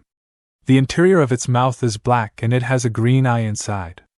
It also has black stripes running through its shoulders until its hands, with black shield-like shapes in the sides of its shoulders, and the sides of its torso are also black. It also has a lizard-like tail. A gold modal, a purple modal, and a blue modal. Each was made up of ninjism, but each was also semi-sentient. Each was a chakra warrior that had the power of an elite jonin. The prototype modals had easily been destroyed by Im and Mikoto with their black triggers. The fact they had been pushed so hard had pleased Naruto greatly. As a team, though, they were monsters. So far they were able to break down Kakashi and force him into surrendering to them every time. Of course, this is considering that he didn't use his black trigger, and instead relied solely on scorpion blades to handle his genin team. Sakura went into her bag and pulled out a water bottle before partaking of the sweet water inside. "So when do you think we'll get a real mission?" asked Sakura. Sasuke gulped down his own water, before wiping his mouth. "Don't know. We have completed a good amount of missions. Last I counted was 50-60 ranked mission," said Sasuke. 57 if you include teaching Konohamaru's class as subs that one day Irika-sensei was sick," said Naruto. As far as Team 7 were aware, they were the only team to not take a C-ranked mission so far. Team 8 delivered a scroll to a nearby village and encountered a mercenary group. Team 9 escorted a caravan to the borders of Earth County, and Team 10 helped recover a valuable artifact for the banking clans. That just left their team. "I'm ready for dome action," said Naruto. "I know what you mean," said Sasuke, examining Flakana. He had modified it to fire flaming bullets. "Maybe Hokage-sama will get us a mission soon," said Sakura. Naruto highly doubted it. His Ka-chan had his Tusan pussy whipped. He was a dog without his fangs when it came to Kushina. After his coma, Kushina had been adamant about pulling him from the ninja program and making his a political figure within Konoha. He had been able to convince her that he would be able to survive the trials to become a genin. Naruto came out of his thoughts when Kakashi arrived. Location: Konoha. Emerald Leaf Restaurant. 1800. Akira was very annoyed at the moment. Today was the day of the month that she had to go on a date with her betrothed. Ever since they were announced to be wed on their 19th birthdays, their parents had insisted that they go out at least once a month. The Emerald Leaf was one of the 3 most revered upper-class restaurants in Konoha, right next to the Burning Leaf and the Golden Tree. Since both Tsunade and Kushina trusted their children, they allowed them to be alone. Akira wore a diamond blue kimono. Her hair was up in a ponytail off-side to the right, a light shade of pink lip gloss, and pink blush. Naruto wore a black long-sleeve shirt, white slacks, and boots. On his chair was a white jacket. His hair was also slicked back. "This is lovely, isn't it?" asked Akira, looking over the menu. Naruto sat his menu down. "Akira, please, we both know that you don't want to be here and I don't want to be here," said Naruto. "If I am to wed you soon, I will at least make the best of it," said Akira as she ordered for both of them. Naruto sighed as he allowed his eyes to gaze over the entire restaurant. A fair few people were giving looks of envy to both Naruto and Akira. Many women wished to be in Akira's position and vice versa for the men with Naruto. They were called the next power couple of Konoha. Within Konoha's long history, there had only been 3 power couples. Senju Hashirama and Senju Uzumaki, Mito, Naruto's distant cousin and a member of the Uzumaki Defender branch family, were the first power couple of Konoha. The title was well deserved, seeing as how they had defeated all of the tailed beasts. It also helped that Mito had helped end the rivalry between Madara and Hashirama. Senju Tsunade and Kaito Dan were the second power couple in Konoha's history. They became a power couple in the early stages of the Third Shinobi War. with Tsunade being one of the 3 Sannin and Dan being considered a pseudo-Sannin. Tsunade was known by her moniker as the Slug Princess and revolutionized the village's offensive capabilities with the medical corps, while Dan was a commander on the front lines and was known as the Silver Spirit General. They would shortly after and were called the Medical Queen and Spirit King. Namikaze Uzumaki Kushina and Namikaze Minato were the third and current power couple. Kushina, as she was a member of the Uzumaki royal bloodline, a Kenjutsu master and master of Uzumaki ninjutsu. She also was one of the strongest kunoichi of her generation. Minato was a SS-ranked shinobi who mastered and reinvented the second Hokage's Hiraishin no Jutsu to become one of the most feared shinobi in the world. If you would just leave the ranks and become a member of R&D, then I might have a bit more respect for you, said Akira. Naruto narrowed his eyes. I've been know this with my mother. I will not leave the shinobi ranks, not until people recognize that I'm not some fragile little boy, said Naruto. Akira sighed. I realize that you're not frail Uzumaki-kun, but you're not cut out for the shinobi ranks. You're good enough for the police force, but not for the front lines, said the Senju heiress. Naruto didn't bother to reply to her comment as they ordered their food and finished their meal in silence. Location: Naruto's lab. Next evening, Naruto, Tenten, and Mikoto sat at the controls of the combat room of Naruto's lab as Ayame stood across from her opponent. Her opponent stood at 5 feet 11 inches long, white hair pulled into a ponytail, green eyes. He wore a no-sleeve navy blue zip-up vest with a high collar, dark blue loose-fitting jeans with his headband acting as a belt buckle, and shinobi sandals. In his hand was his regular trigger, or rather 2 of them. Sogetsu. A pair of curved knives. They were a special brand of attack trigger that was only given to those who proved that Kogetsu wasn't strong enough for them. This was Kentaro Haji. He was the specialist of Naruto's group. And by specialist that meant he was a powerhouse of a monster. And that was with a normal trigger. Ayame wore a pair of black skin tight pants, a white shirt, and heel boots. In her hand was a Kogetsu blade, and around her calves were 3 bronze-colored rings with energy sparking from it every few seconds. This was her black trigger horizon legs. The trigger increased the power of her kicks almost 20-fold, but that wasn't the full extent of the trigger. It also allowed her to move at near Mach 4 levels of speed, as well as allows her to sustain herself in the air for a limited time. She also had several other abilities that she didn't let other people know about. So what is on the agenda for today, Uzumaki-san? Asked Haji. A simple no-holds-barred spar. You've been gone for a while, Haji. I need a full evaluation of your skills since the data is outdated, said Naruto. Try not to let Ayame-chan beat you to bad. Haji closed his eyes. Until I fulfill my dream, nothing is going to stop me, said Haji, taking his stance. Begin, said Naruto. Ayame didn't waste a second and was upon Haji with a powerful overhead kick. Haji brought his blades above him in a cross fashion, blocking the kick. Sparks flew off the 2 triggers as a crater was formed. Ayame vanished before appearing in the air. Haji glared at her, before jumping into the air and appearing to hang there. Both vanished and began to fight at high speeds. Tenten was tracking every move of Haji, while Mikoto was tracking Ayame. Haji-san is impressive as always. Holding his own against Ayame-chan is quite something, said Tenten. Considering that Haji is considered to be one of the strongest non-black trigger users in the village at only the young age of 17 and one of the village's strongest genin, that is borderline jonin level in strength alone, started Mikoto. Earned him the title of the monster genin, finished Naruto. Ayame was blasted backwards into a wall with her Kogetsu blade shattered. Haji looked at her with a yawn. He turned to Naruto and vanished, before appearing before him, only for Ayame to put a boot in his back and send him crashing into the ground with a cloud of dust blocking him from view. Ayame ran through hand signs. Black leg style, tempest kick! Yelled Ayame, swinging her leg and sending an arc of pure wind at the dust cloud. Haji jumped out as the arc of air cut into the ground, leaving a large cut into the ground. Haji kept moving as Ayame kept swinging arcs at him. Haji jumped into the air, before throwing both his weapons as Ayame kicked them away before flying at Haji. Haji pulled his fist back. Gatling gun! Yelled Haji, unleashing hundreds of asteroid bullets at Ayam. Ayam's eyes widened, before throwing out as many kicks to block as she could. Haji vanished and reappeared behind her, before planting a fist into her gut, before throwing her into the wall. Enough, Haji, said Naruto, making Haji stop.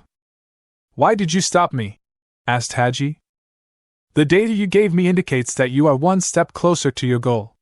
There is no need for you to continue this fight, said Naruto. Haji nodded before summoning his trigger and deactivating it. And here I didn't even have to use the black trigger you gave me, said the monster Genin. The only reason I gave you that black trigger is because the others rejected you, said Naruto. Haji activated his gate trigger before leaving. Tenten helped Ayam to the infirmary. Naruto took a seat at his main desk and overlooked the data. Mikoto put her hands on Naruto's shoulders and began to knead the tension out of them. He's becoming quite the deadly one, isn't he, Naruto-sama? Asked Mikoto. If he can hold Ayam at only 83% of her full power, and he was going at 96% without his black trigger, then he might be able to defeat you soon, Mikoto-chan, said Naruto. Mikoto put her lips to Naruto's neck. Please, my lord. I am your greatest weapon, your constant. I will not allow anyone to surpass me, for if they do, then they have a clear shot at you, my lord, said Mikoto. Naruto put his hand on Mikoto's. Location: Namikaze Uzumaki Manor. Kasumi's room. 2000. Kasumi lay on her bed and looked at the most recent picture of herself and her and Ai-sama. It was taken during their graduation. She had her arms wrapped around him, while he gave a kind smile to her. A smile that she rarely got to see nowadays. Ni-sama, said Kasumi. Location: Hokage Tower. Mission room. Next day. Team 7 arrived at the mission room as they prepared to ask for a mission. Already a lot of missions had been handed out, as Kazashi worked the desk today. Team Hataki, we have a few D-ranked missions for you, said Kazashi, pulling up the files. Naruto frowned, before stepping forward. Haruno-san, I want to request a C-ranked mission, said Naruto, making Kakashi, Sakura, and Sasuke looking at him. Naruto, stated Kakashi, only for Naruto to ignore him. And what makes you think your team is ready? Asked Kazashi, glaring at Naruto. Naruto sighed. The Hidden Leaf Village Code of Missions states that once a Genin team has completed a total of 8 D-ranked missions, then they are allowed to go on C-ranked missions, and by my count Team 7 has done nearly 8 times that number in our official mission records, said Naruto. To-san, yelled Sakura. Please, you have to allow us to do this. We are ninja, just like everyone else. Kazashi was quite annoyed at the moment. He knew the brat was right, but didn't want to admit it. He also didn't want his little girl in danger. Closing his eyes, he quickly reached his choice. He reached into the C-ranked mission pile and grabbed a scroll. A priestess by the name of Usagi has requested the assistance of the village to fulfill a ritual. It's Sunfire Village, north of the village, about a 2-day run, said Kazashi as he snapped his fingers. The door opened and all the members of Team 7 blushed, even Sakura. The woman who appeared to them was beautiful. She stood at 5 feet 10 inches with massive F-cup wrists, and a thin body, long blue hair and a Harem-style haircut, a Shrine Maiden robe, and sandals. This is the Shrine Maiden of Sunfire Village.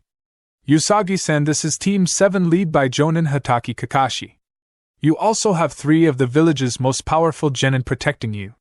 One is the son of the Hokage and arguably one of the best lead designs for our newest weapons, one the son the chief of police, and one my own daughter. You will be the most well-protected woman in the entire world until the mission is complete. Usagi bowed to Kazashi. Thank you, Kazashi-sama, said Usagi, before turning and smiling at the genin. Please do your best to protect me. The 3 genin nodded to the older woman. Hi, the 3 said together. We leave at dawn in the morning. Go prepare yourselves, said Kakashi. Naruto's lab. Later that night. Naruto had data up and a scanner running over a black trigger. While he was reluctant to use his black trigger, he knew that if worse came to worse, he'd have to use it. Besides that, he had access to the rabbit drones. "What are you doing?" asked Shinju, appearing behind Naruto. "Getting a substitute black trigger ready," said Naruto as he began to type. "Just in case I need to use IT." Shinju looked at Naruto. "I thought you would have used all your power by now," asked Shinju. "I don't plan on using my black trigger until absolutely necessary. I'd rather not rely on it if I can avoid it. After all, it was the first black trigger," said Naruto. "If I remember correctly, your eldest lover calls it the counter to all things," said Shinju. The scanner shut off as Naruto took the trigger and activated it. "This is an improved version of one of the black triggers I created and even improved upon. It's called," started Naruto. Next morning. North Gate. Naruto arrived at the gate with minutes to spare. He quickly pulled out 4 small glowing orbs, each the size of a yen coin. He tossed 2 then into the air. 2 blurs went past them and quickly snatched them out of the air. Sasuke looked at the devices in their hands. "What are these?" asked Sakura. Naruto tossed one behind him. "It's a device I created last night. It works similar to our normal comms, but instead of relying on electricity, they rely on our chakra to power them. They have a distance of 1,000 meters in any direction. With them we can communicate with our just a thought," said Naruto. "What about privacy?" asked Kakashi, walking up with Usagi behind him. "It has a function that switches to privacy mode easily. All you have to do is think privacy and it will auto-switch," said Naruto, putting his own in his ear. The others followed before issuing a diamond formation to his genin, before they stepped out of the village. Later that afternoon. Route to Sun Village. It was nearing 3 o'clock and already Usagi was becoming quite tired of the constant walking. Sure, they had stopped for lunch, but once they were finished they were on the move again.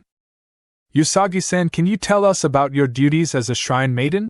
asked Naruto. Usagi shook her. "Not at all, Uzumaki-kun," said Usagi. "It is one of the older religions in the Land of Fire. The fire monks and nuns are newer by about 500 years, but we still maintain a level of respect with each other." "What is it that you do exactly?" asked Sakura. "I act as not only the head of my sect, but also as the leader of my village. I also perform marriage ceremonies, spiritual cleansing, and dealings," said Usagi. "Sealing?" asked Sakura. "Hi. History is a little rough, but a long time ago there was something powerful that roamed the world," said Usagi. "She's taking about the God Tree, my original form, before my darkness broke away," said Shinju. Since she was in Naruto's head, no one else saw or heard her. "From time to time demons or spawn as they are known appear. Ninja villages get requests to deal with spawn, but the Sun Shrine priests and maidens are often called to seal them away. My spiritual power is higher than even the master of the shrine," said Usagi. "I thought you were the leader of your village?" asked Kakashi. "Hi, I am leader of the village as the strongest maiden, however the master of the shrine is the person who has been at the temple the longest. Master Priestess Habara," said Usagi. "Duck!" yelled Sasuke, dragging Usagi to the ground as Naruto pushed Sakura as a large gale of wind appeared and sent Kakashi flying into a tree. Kakashi got up and glared at the direction the attack came from. He didn't even feel the chakra build up. Out of the shadows of the tree stepped 3 enemies. All 3 dressed in a similar fashion, black off-shoulder robes, black face masks. The last thing the 3 had in common was that each one wore gold rings around their wrists. 3 enemies sighted. "Objective: protect Usagi and eliminate targets," said Sakura. All 3 genin drew their triggers and activated their respective blades. All 3 quickly broke off and engaged their respective opponents while Kakashi jumped in front of Usagi to guard her. "Damn rookies! Leaving a client unguarded is an amateur mistake.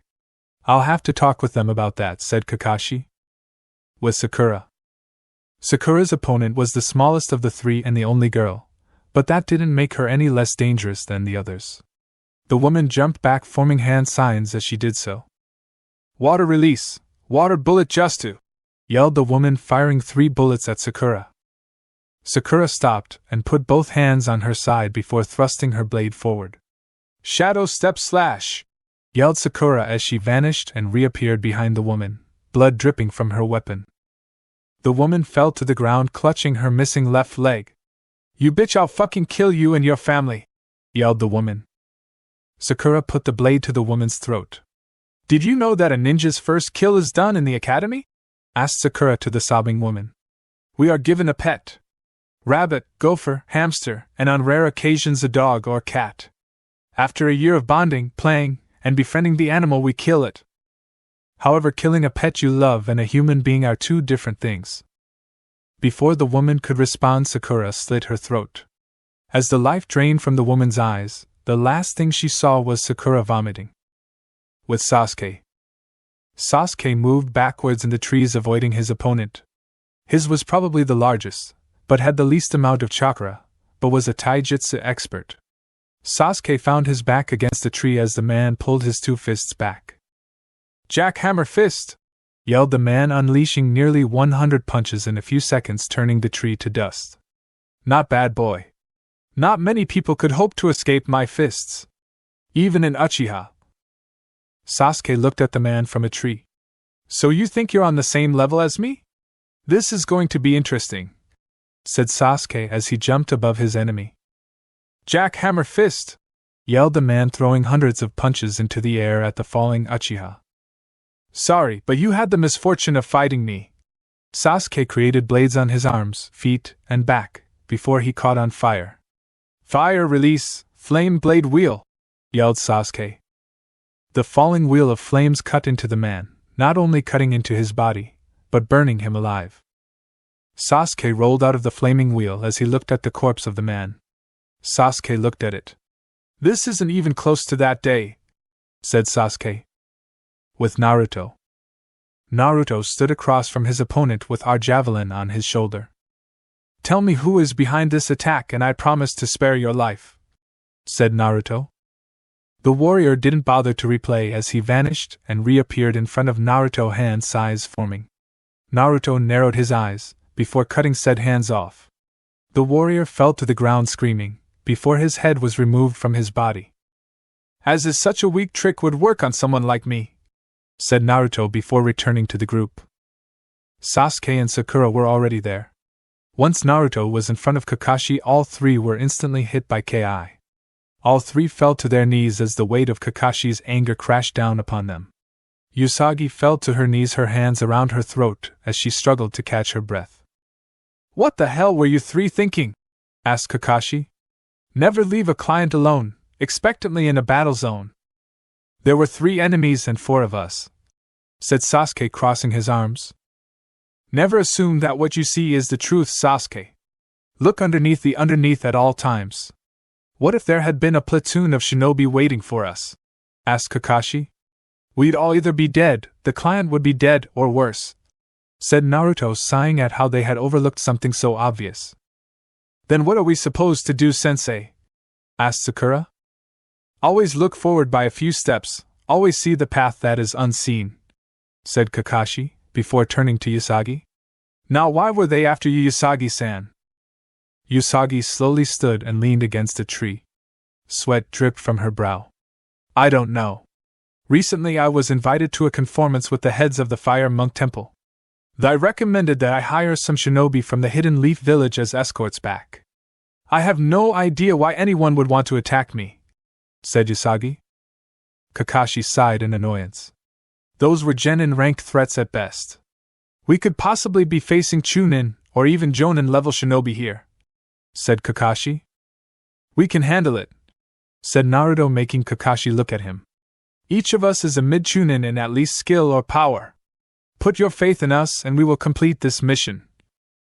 Kakashi rubbed his head, before looking into the eyes. Well, I guess I have no choice. Usagi-san, we will complete our contract with you, said Kakashi, making the woman bow to them. The group moved on, unaware of the raven that looked at them from above. Location: outskirts of Sun Village. Rundown shack. 3 people sat in the abandoned area they had been provided by their patron. One was in a corner just having his way with what appeared to be a young woman, brutalizing her in all ways that would have made convicted criminals sick. Another was feeling his gut with raw meat, and the last one was sipping wine, ignoring the cries of the young woman, before he heard a sick creak.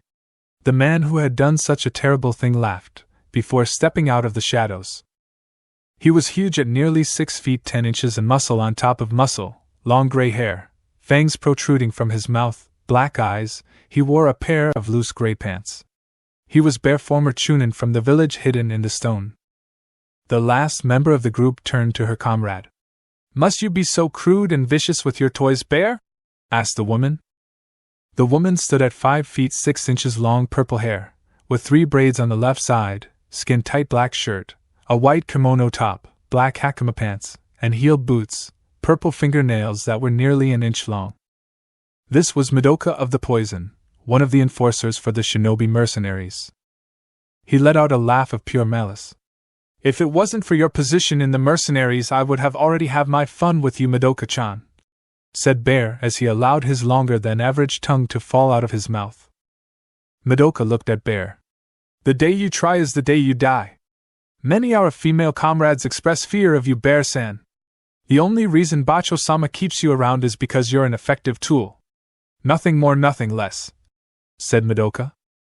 "Do you want to see my tool, little girl? I'm sure I could give you a good time," said Bear, inching closer to Madoka. "Enough," said the last member, making both Bear and Madoka freeze before turning to him. The leader of this operation stood tall at 6 feet 1 inch long, red hair pulled into a ponytail and a sharp face, with blazing red eyes. He wore a blue turtleneck, navy blazer, loose slacks, and the shinobi version of loafers. This was Uzumaki Junburo, one of the shinobi mercenaries' 7 warlords. "Bacho-sama handed us this mission and I don't intend to fail," said Junburo. "Hi, Junburo-sama," said Madoka and Bear at the same time bowing to the young man. "All we need is the head priestess to unlock the seal and we can acquire the blood of the demon viper," said Junburo. "Why is Bacho-sama going after sealed demons, Junburo-san?" asked Madoka. Junburo shrugged his shoulders. "Who knows? All I know is that he's preparing to go to war. Or at least that's all the warlords know," said Junburo.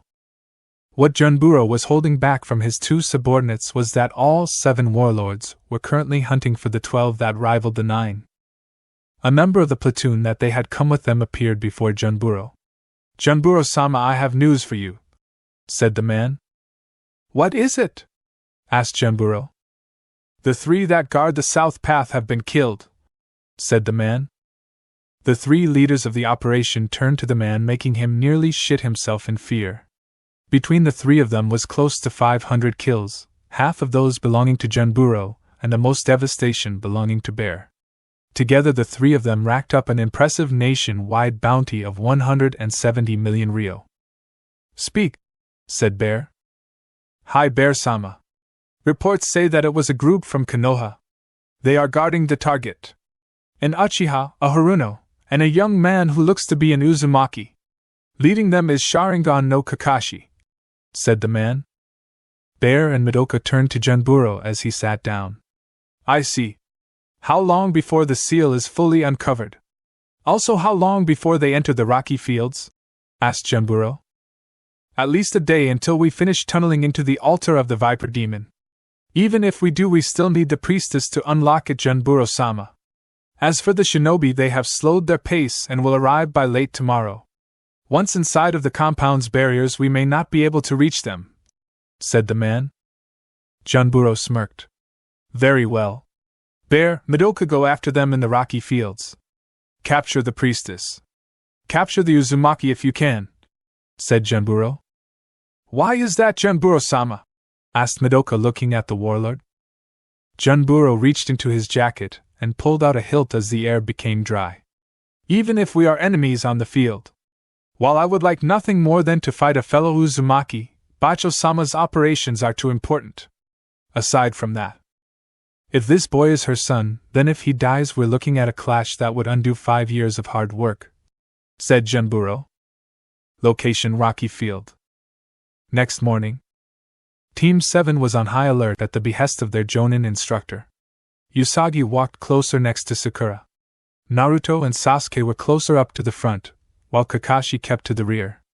Naruto stopped and held up his fist, signaling the others to stop.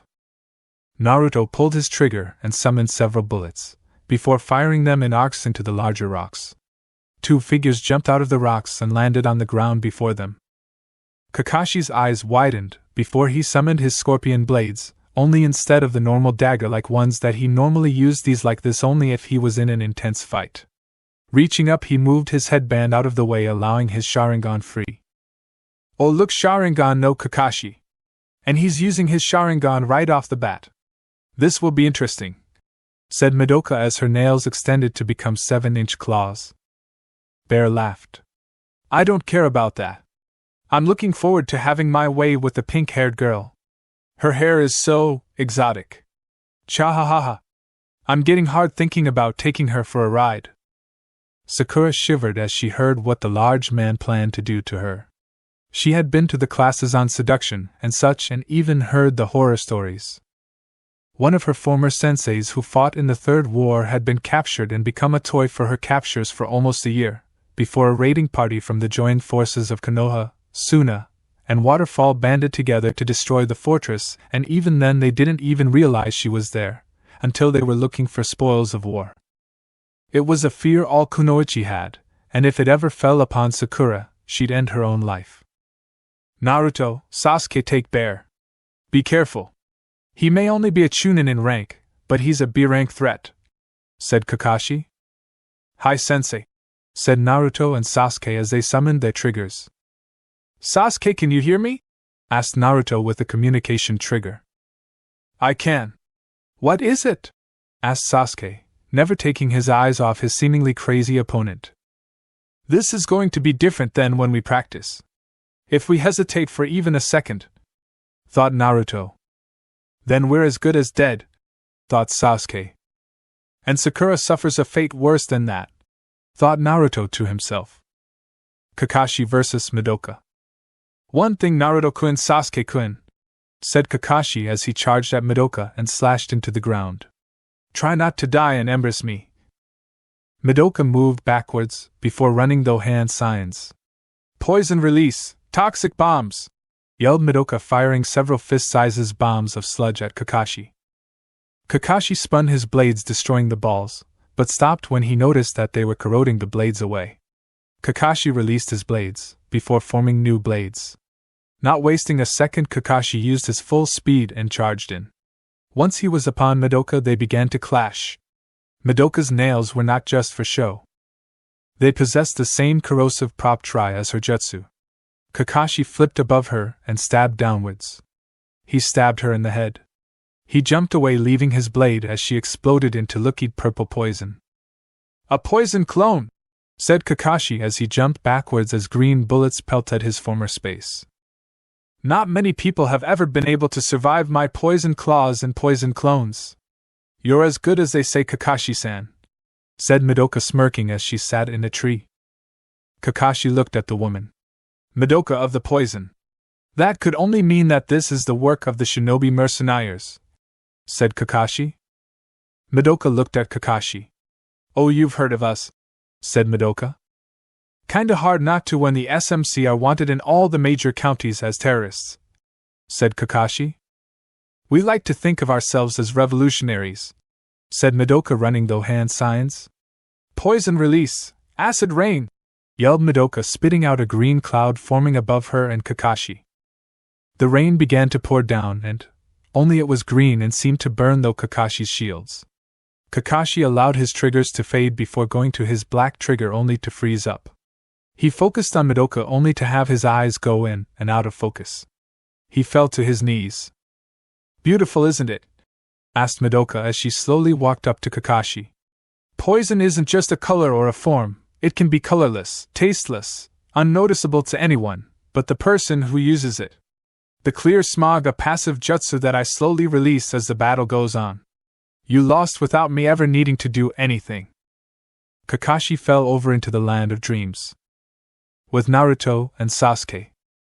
Naruto and Sasuke took up positions before moving at high speeds. Even without their triggers, both young men moved pretty fast.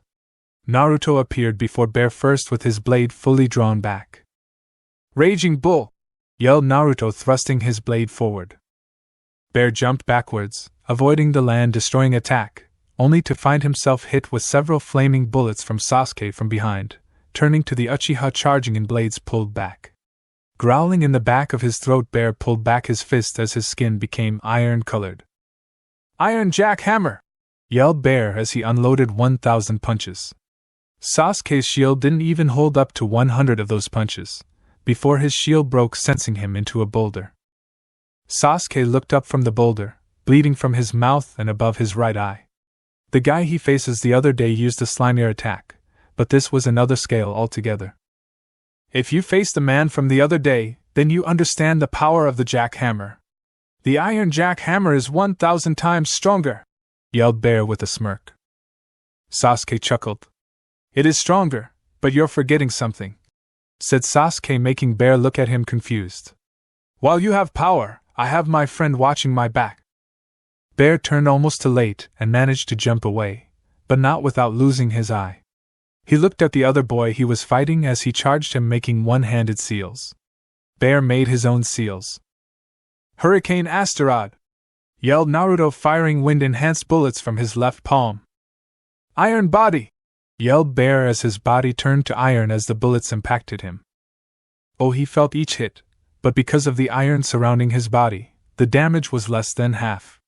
As the bullets became less, he turned off his ability and moved swiftly away from the Intimidate danger zone. Bear may not look like it, but he didn't survive 10 years as a shinobi because he was a fool. No, his battle lust bleed over to the insistent that he refused to put in check. This was the first time in a long time that he had to stop holding back. Bear began to laugh.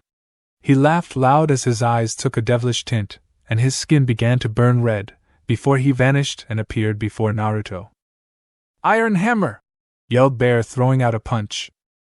Naruto felt his world shatter as he spit up blood as he sailed across the ground and rolled, before flying through 2 rocks. Sasuke appeared in front of Bear. "Fire release, flamethrower!" yelled Sasuke, breathing out a stream of flames. Bear grabbed Sasuke by the face, stopping the attack, before he began to punch Sasuke with many punches. Each punch brought the Uchiha closer to death.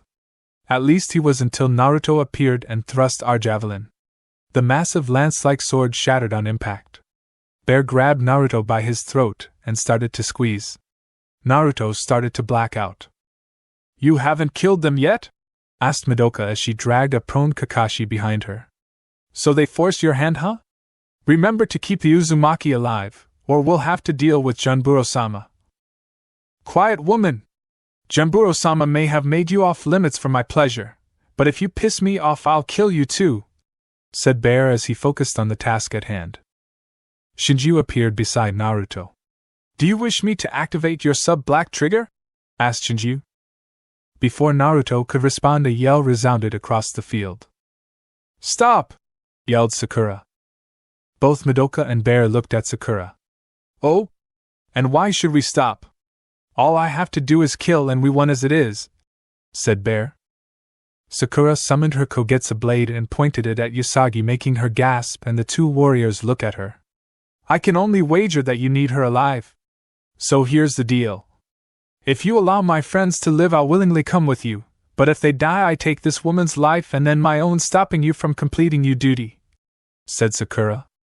"That's quite brave of you, girl," said Junburo as he appeared between Bear and Madoka. "Unfortunately, you're also right. I do need her alive and I can't have you killing her." "Very well then. Under International Shinobi Law 57, I accept the terms of your agreement. As an added bonus, I will not allow Bear to touch you."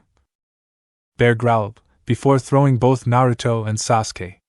"Now wait just a damn minute, Junburo-sama. That girl is mine!" yelled Bear. Junburo swiftly drew something, before he had a blue sword in his hand and slashed through Bear's iron body. Bear fell to the ground holding his now bleeding chest. "Normally I wouldn't give a damn about how many women you fate or kill, but with us being so close to completion of our objective, we can't afford any screw-ups. Until we free the blood of the demon viper, we can't harm either of them. Who knows what the shrine maiden will do if the girl is harmed in any way," said Junburo. Bear growled, before he marched over to Sakura. I don't mind waiting a bit. In only a day or two, I'll destroy your sweet little body, said Bear, before punching Sakura, knocking her out. Inside of Naruto's mind, Naruto awoke and looked around. The library-like room that housed several doors, this was the innermost sanctum of his mind. He couldn't contain his frown. Before I even got a chance to activate the black trigger, I was defeated. I didn't think with Sasuke and I it would be needed, said Naruto, sitting up. How could I have been foolish enough to let my guard down like that? It shouldn't have been had you known their full capabilities, said Shinji, drinking from a teacup. What is going on outside? Asked Naruto. Currently you, the Uchiha kid, and your sensei are all in an area filled with a powerful gas that is keeping you asleep, even against your body's natural actions, said Shinji. I'm currently mixing it slowly into your blood so your Uzumaki blood can counter it. You should be awake in an hour or so. What about Sasuke and Hatake? Asked Naruto. They will stay asleep until the area is vented. What are my chances of winning without my real black trigger? Asked Naruto. Without it you have a 2% with fatal results. With it you have a 40% chance of victory should you fight the woman and the user of iron. The other Uzumaki is an unknown, said Shinji. Naruto sighed. I guess I have to call Mikoto-chan, said Naruto as he went into a meditative position. Location, Konoha. Namake's Uzumaki Manor. Same time. Mikoto was inside of her room reading a book, when she felt a jot as her eyes gained a blue tint. She looked up and saw an astral form of her mother in front of her. Standing up, she bowed. Naruto-sama, why are you contacting me? Is everything well? Asked Mikoto. No. Currently my body is fighting a powerful chemical agent that is keeping me out of the fight. I'll be up in an hour. I'm more worried about Haruno-san. She was taken by Bear of the Stone, said Naruto. Mikoto shivered hearing his name. She had fought him once, and nearly lost were it not for Kushina and Minato showing up and saving her. What is it you need me to do, my master? Asked Mikoto. I'm ordering you to bring a squad of rabbits. Make sure to have Rabbit with them. He will be needed to fight Madoka of the poison. Make sure to bring your black trigger, said Naruto as he vanished. Mikoto let out a smirk as she created a portal to the lab. Her master had need for her in combat. She planned on doing everything in her power to please her master. Location, outskirts of the Sun Village. Room of Bear. A day later. Sakura sat in the bed with heavy chains on and only wearing her black shorts and sports bra. Female members of the SMs had been ordered to strip her and escort her to a room by Bear. Many of them gave her looks of sympathy, but didn't hide the fact that they were relieved about not being his next meal. A bunch of scared little sheep if you asked Sakura. Sakura looked around the room hoping to find a weapon, but it did no good. The room was bare, except for the bed. Sakura sighed, before reaching up and into her long hair. She felt around for a second, but stopped when the door opened. Quickly putting her hands on her knees, she glared at the door as Bear walked into the room with a smirk on his face. You taste exquisite. If only I could have you right now, but orders from that damn Uzumaki forbid it until the operation is complete, said Bear, removing his hands and himself from the bed. Sakura looked at him. What operation? Asked Sakura, hoping to get any information on what they were up to. Every few years an eclipse happens in this region of Fire County. It may only be for 12 minutes, but in that time frame we must secure the blood of the viper, said Bear. Blood of the viper? Asked Sakura, looking at him as if he was crazy. Yes. The blood of the viper is one of the 12 high demons' remains that can rival the 9 Buji in power alone. Once they commanded legions of demons and had enough power to bring the world to its knees. Bacho-sama has promised his 7 warlords and 4 of his elite warriors a chance to become the rulers of a perfect world, yelled Bear, before forcing Sakura to the bed and staring into her eyes. A world where I can have any woman I want at any time I want. You're crazy, said the pinkette, shaking in fear. Bear didn't respond, but brought his lips to Sakura. Sakura's eyes widened as tears began to develop in her eyes. Her first kiss was just stolen by this monster. She started to struggle, but stopped as she felt his hardness inside of his pants. Bear reached his hand down and ripped away Sakura's shorts. Sakura began shaking like a leaf. This was the one moment in her life she had wanted to be perfect, but now it was about to be taken away from her. Sakura let out a scream. "Water release! 7 snakes!" yelled a voice. 7 high-speed water snakes slammed into Bear, sending him flying into the wall. Sakura turned her head as Bear got off the wall and glared at Junburo. Junburo had his sword in his hand at the ready. Bear knew that he had crossed the line as the blade was glowing along with his eyes. "I thought I told you not to touch the girl until the ceremony is over?"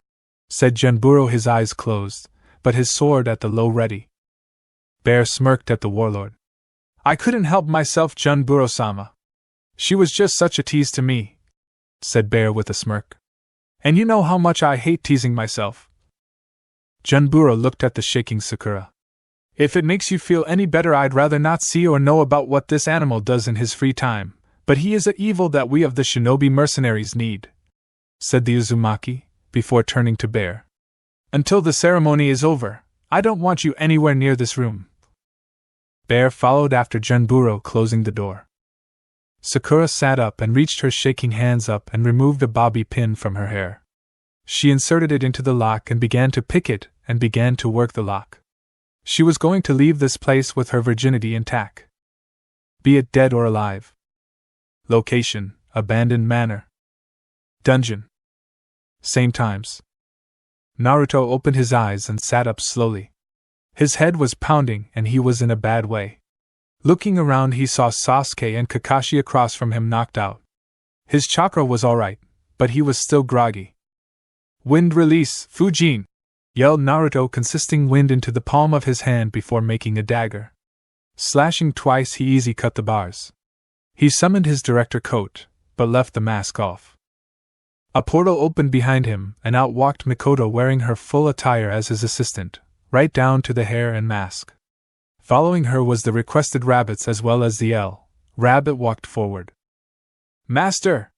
As requested, I brought the rabbits," said Mikoto, bowing to Naruto. Naruto drew his black trigger. "Time for round 2. Black trigger on!" yelled Naruto as an explosion of power came out of the trigger. Location: Seal of the Viper. Ceremony circle. Usagi stood at the altar chanting silently with several mercenaries surrounding her, and the main 3 standing behind her. While she didn't want to release the seal on the blood of the viper, she knew that it was important to release said seal if it meant that her village would be spared destruction by the shinobi mercenaries. "How much longer before the woman finishes? This is quite irritating," said Bear. "Not too long, Bear. If anything, it should be another minute," said Junburo, before pulling out his watch and looking at the time. "Another minute and the eclipse will begin and the seal will break. And the blood of the demon viper will be ours." As predicted, the second the eclipse started, the seal fell away. The air before them twisted as 2 red eyes opened up and glared at them all, before a snake appeared and hissed at them, before flying into the air, before slamming into the ground, before a pillar appeared and on it was a single vial of blood. "There it is. The blood of the viper," said Junburo as he took the vial and pocketed it. "You know the drill." Bear smiled hearing this. "You weaklings, tear this village apart!" yelled Bear. The mercenaries did as told and made their way to the village. Usagi looked terrified, before she ran up to Junburo. "You promised that if I unlocked the seal you'd spare my village!" yelled Usagi, only to get smacked by Junburo. "I promised to spare your life until the ceremony was done. I have nothing else to say to you. Madoka Bear, once the village is destroyed and you're done with your fun, return to headquarters," said Junburo, before running the hand signs. "World Gate." A black and white tunnel opened up before Junburo stepped into it. Usagi fell to her knees as tears fell from her eyes. "What have I done?" she asked herself, before her hair was grabbed by Bear. "You're mine now, you little bitch. Even with the village destroyed, Junburo gave me a free pass. Maybe a week or 2 with you and that little pink-haired bitch, that might take the edge off for a while," said Bear, smirking. Madoka turned to look at the soldiers about to charge out the area before the ground exploded. Standing before the soldiers were a few figures, and at the front of the group was the boy that they had locked away. Only his right arm was encased in a black shell, and his left a white shell. "What are you doing out of your cell?" asked Madoka. "Your friend should have warned you about Uzumaki blood. It's quite a pain in the ass to free myself from that poison, while I would like nothing more than to destroy at this moment in time. I have a score to settle with him," said Naruto, before he vanished and reappeared in front of Bear, grabbing his face and dragging him several hundred years away. Mikoto looks at the remaining mooks and understood why her master had ordered only 7. Each of them was only strong enough to be a low chunin, maybe a high for at least a few. Turning to the rabbits she looked at, before signaling him forward. The color guard, as Naruto had taken to calling them, were each semi-sentient, and could network commands to the other rabbits and make them fight. "Do not allow any mercenaries to escape. All of them are to be destroyed, no exceptions," said Mikoto. Not even giving any indication that it heard her, charged in, and tore the first man it reached clean in half. That was the signal for the other rabbits to begin fighting. Each rabbit had the power of a low-level jonin, while the members of the color guard each had the power of a high jonin with their own special abilities. Mikoto drew her Kogetsu blade and slashed apart a SM who attacked her from the side. Turning her head, she looked at Madoka, who was engaging in a fight with one of the rabbits and winning. Already she had destroyed the poor thing's arm with her corrosive poison. Growling at her for damaging her master's things, she removed her black trigger. "Black trigger on!" yelled Mikoto as she began to burn up from a blazing white fire.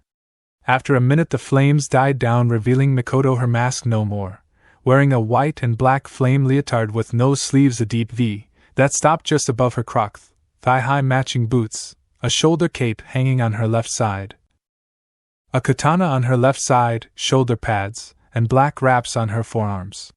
"Phoenix Force!" Madoka growled before looking at Mikoto. "So you really think that you can take me out? I'm the most powerful kunoichi of the shinobi mercenaries enforcer division!" yelled Madoka. Mikoto smiled, before drawing her katana. Unlike the regular Kogetsu blades, this one was almost saw-like on the bladed side. Mikoto charged in and slashed at Madoka. Madoka jumped back, but felt the air dry around them in only an instant. Landing on her feet, she looked at Mikoto, who frowned. "I meant to make your death clean, but you had go and make me dry the air. Now I have to kill you slowly and painfully," said Mikoto polyphily. Madoka didn't replay before running though hand signs. "Poison release, toxic claws!" yelled Madoka as her fingernails grew, and they gained a green tint. She charged at Mikoto and slashed her chest, or so it appeared. Madoka yelled in pain, her hand turned to ash. Madoka looked at Mikoto as she seemed to heal on the spot. Mikoto raised her sword and stabbed Madoka in the stomach. Madoka yelled before her body burst into flames, and became nothing more than ash. Sheathing her blade, she turned to find the rabbits finishing up with the mercs. She allowed her black trigger to shut down. "I wonder how Naruto-sama is doing?" Mikoto thought to herself before an explosion occurred. Location: Rocky Plains. Same time. Naruto skidded across the ground with twin blades, one black and one white, before he jumped again to avoid the raging fireballs from Bear. The last clash they had torn the entire plain apart, with nothing but fallen trees and debris all over the place. Naruto stood up and turned just in time to see Bear coming at him with an iron jackhammer. Naruto put his hands out, making his two blades fuse together into a shield as the attack hit the shield. Since his black trigger yin-yang force took whatever shape he deemed necessary, it wasn't impossible for him to fuse them for his needs. With yin he could stop physical attacks from flesh and metal. He could even phase though an attempt to block, as well as converting the energy to be useful later. With yang just were nothing to him, as he took the chakra stopping the jutsu. He could also channel any element into yang. It also did the same as its counterpart. Together they were a formidable black trigger, the first black trigger. With both it was a bit overpowered, but in their line of work overpowered was a good thing. Bear jumped back, breathing hard as his iron jackhammer had failed. The shield turned back into two separate things as Bear growled in anger. He yelled as his body took the red tint from before as his fists turned into iron. Naruto glared before he brought both his orbs to him. He turned Yang into a blade and Yin into a shield, before blocking a right straight from Bear. Yin absorbed the attack, before Naruto slashed Bear across the face. Bear jumped back as blood dripped from the cut on his face. With another growl he ran through hand signs. "Earth release, mud dragon bombs!" yelled Bear. Naruto released Yang from its sword form, before turning into a young woman as she stopped the attack by absorbing it. Naruto called Yang back into a sword, before charging forward and unleashing several slashes at Bear who could do little to stop the attacks. Naruto stopped and slid behind Bear, before channeling all his energy into Yang. "Omni Slash!" yelled Naruto before he unleashed a slash of pure energy from his blade and at Bear. Bear didn't even get to yell as he was no longer in the realm of mortals. Naruto fell to his knees as he allowed Yin-Yang force to return to its sealed form. Rolling to his back he looked at the sky.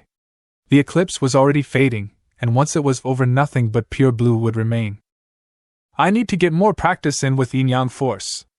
The fight was only 5 minutes, but I was already reaching my limit with that trigger," said Naruto before getting up and walking to the area he just left. Upon returning to said area, the only living people left were an unconscious Usagi and Mikoto, who smiled at her master. "Return to the village after burning the bodies. We don't need the shinobi mercenaries collecting their dead and finding out anything out triggers," said Naruto as he lifted Usagi. "Of course, Naruto-sama," said Mikoto before activating Phoenix Force and setting everything on fire. Location: Sun Village. Temple. Several hours later. Sasuke opened his eyes before sitting up in the bed that he had been put in. Looking around, he saw Naruto sleeping not that far away. The door to the room opened, and in walked Kakashi, who was using a crunch to get around. "Oh, you're awake, Sasuke-kun," said Kakashi as he took a seat next to him. "What happened?" "The last thing I remember is being taken out by that bear guy," said Sasuke. "According to the client, Naruto defeated everyone by himself, saved the village, saved you, Sakura-chan, and I," said Kakashi. Sasuke's eyes widened here that his friend was powerful enough to defeat an entire group of shinobi by himself, and moreover 2 of which were listed in the bingo book as professional killers. "What happens now?" asked Kakashi. "I've already sent my report off to the village.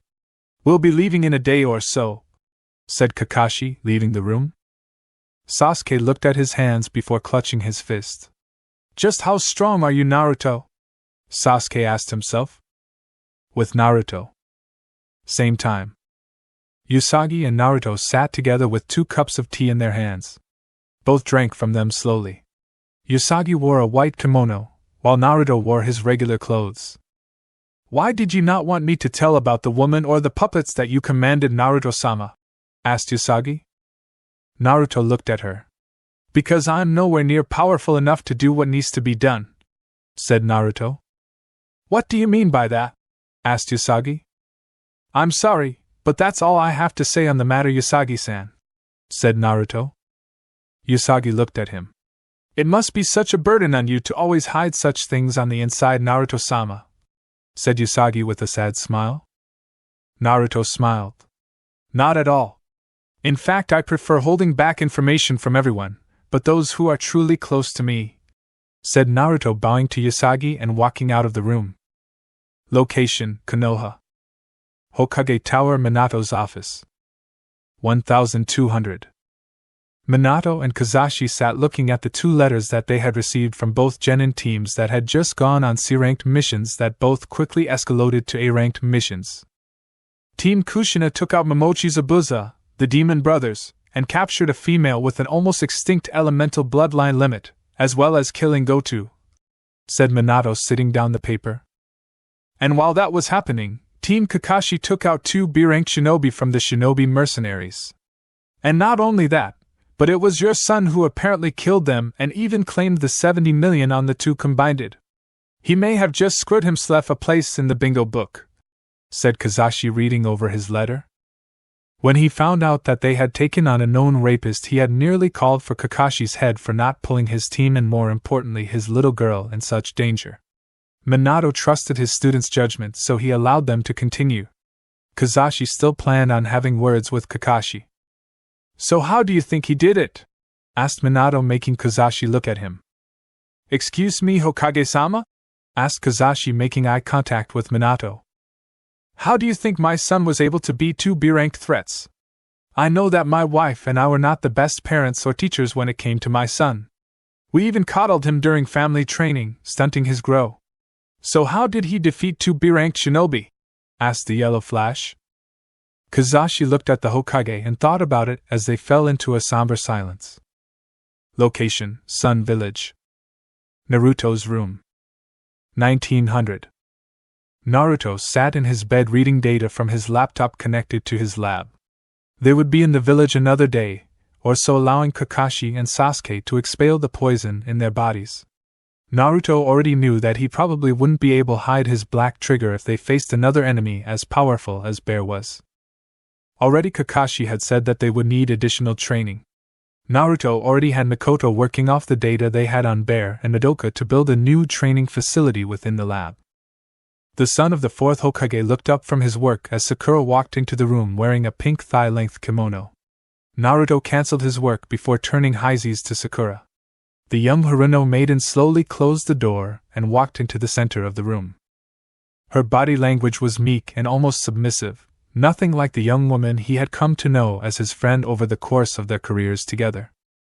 What can I do for you, Sakura-san? Asked Naruto, looking at the young woman before him. Sakura blushed. Before walking over to Naruto and sliding onto his bed, she made her way over to him and put a hand on his bare chest. Sakura had never seen Naruto without a shirt on. His figure was impressive. He had several scars on his torso, but none of them ugly. In fact, they just added to Naruto's overall powerful aura. Sakura pushed Naruto onto the bed. To him, her touch was different from Mikoto's, Ayami's, or even Tenten's touch. Hers was of innocence. It was an innocence that she feared losing to anyone she didn't trust her heart or body to. Sakura straddled Naruto, before slowly undoing her kimono and letting it fall, revealing her frieze to the young man before her. The other day when Bear had me trapped, the only thing I could think of is him taking my virginity, said the pinkette. Naruto felt something wet hit his face and realized that his teammate was crying. Sakura, said Naruto. I know that you aren't the man I love, but I need this right here, right now, said Sakura, kissing Naruto as her hands placing her hands on his chest. Naruto narrowed his eyes, before flipping Sakura and pinning her under his full weight. Stop it, Sakura! You're traumatized and trying to replace a bad experience with a mistake, said Naruto. Sakura shook her head. I want this. Please, said Sakura, pleading with Naruto. Naruto got off of Sakura and stared at her. He was a red-blooded male and he the woman before him. Not like this, Sakura, said Naruto, grabbing her kimono and putting it on her. I want you to think really hard about if you really want this. In a few weeks, if you still feel the same, then we will go though with this. Sakura nodded her head, wiping the tears that she didn't know had spilled. Then can I sleep with you tonight? Asked Sakura. Naruto smiled, before kissing her on the forehead.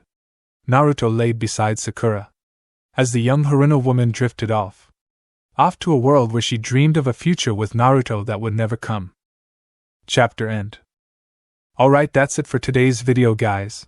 Let me know in the comments section how was the story, and also don't forget to like, share and subscribe. I will meet you in another video. Peace out.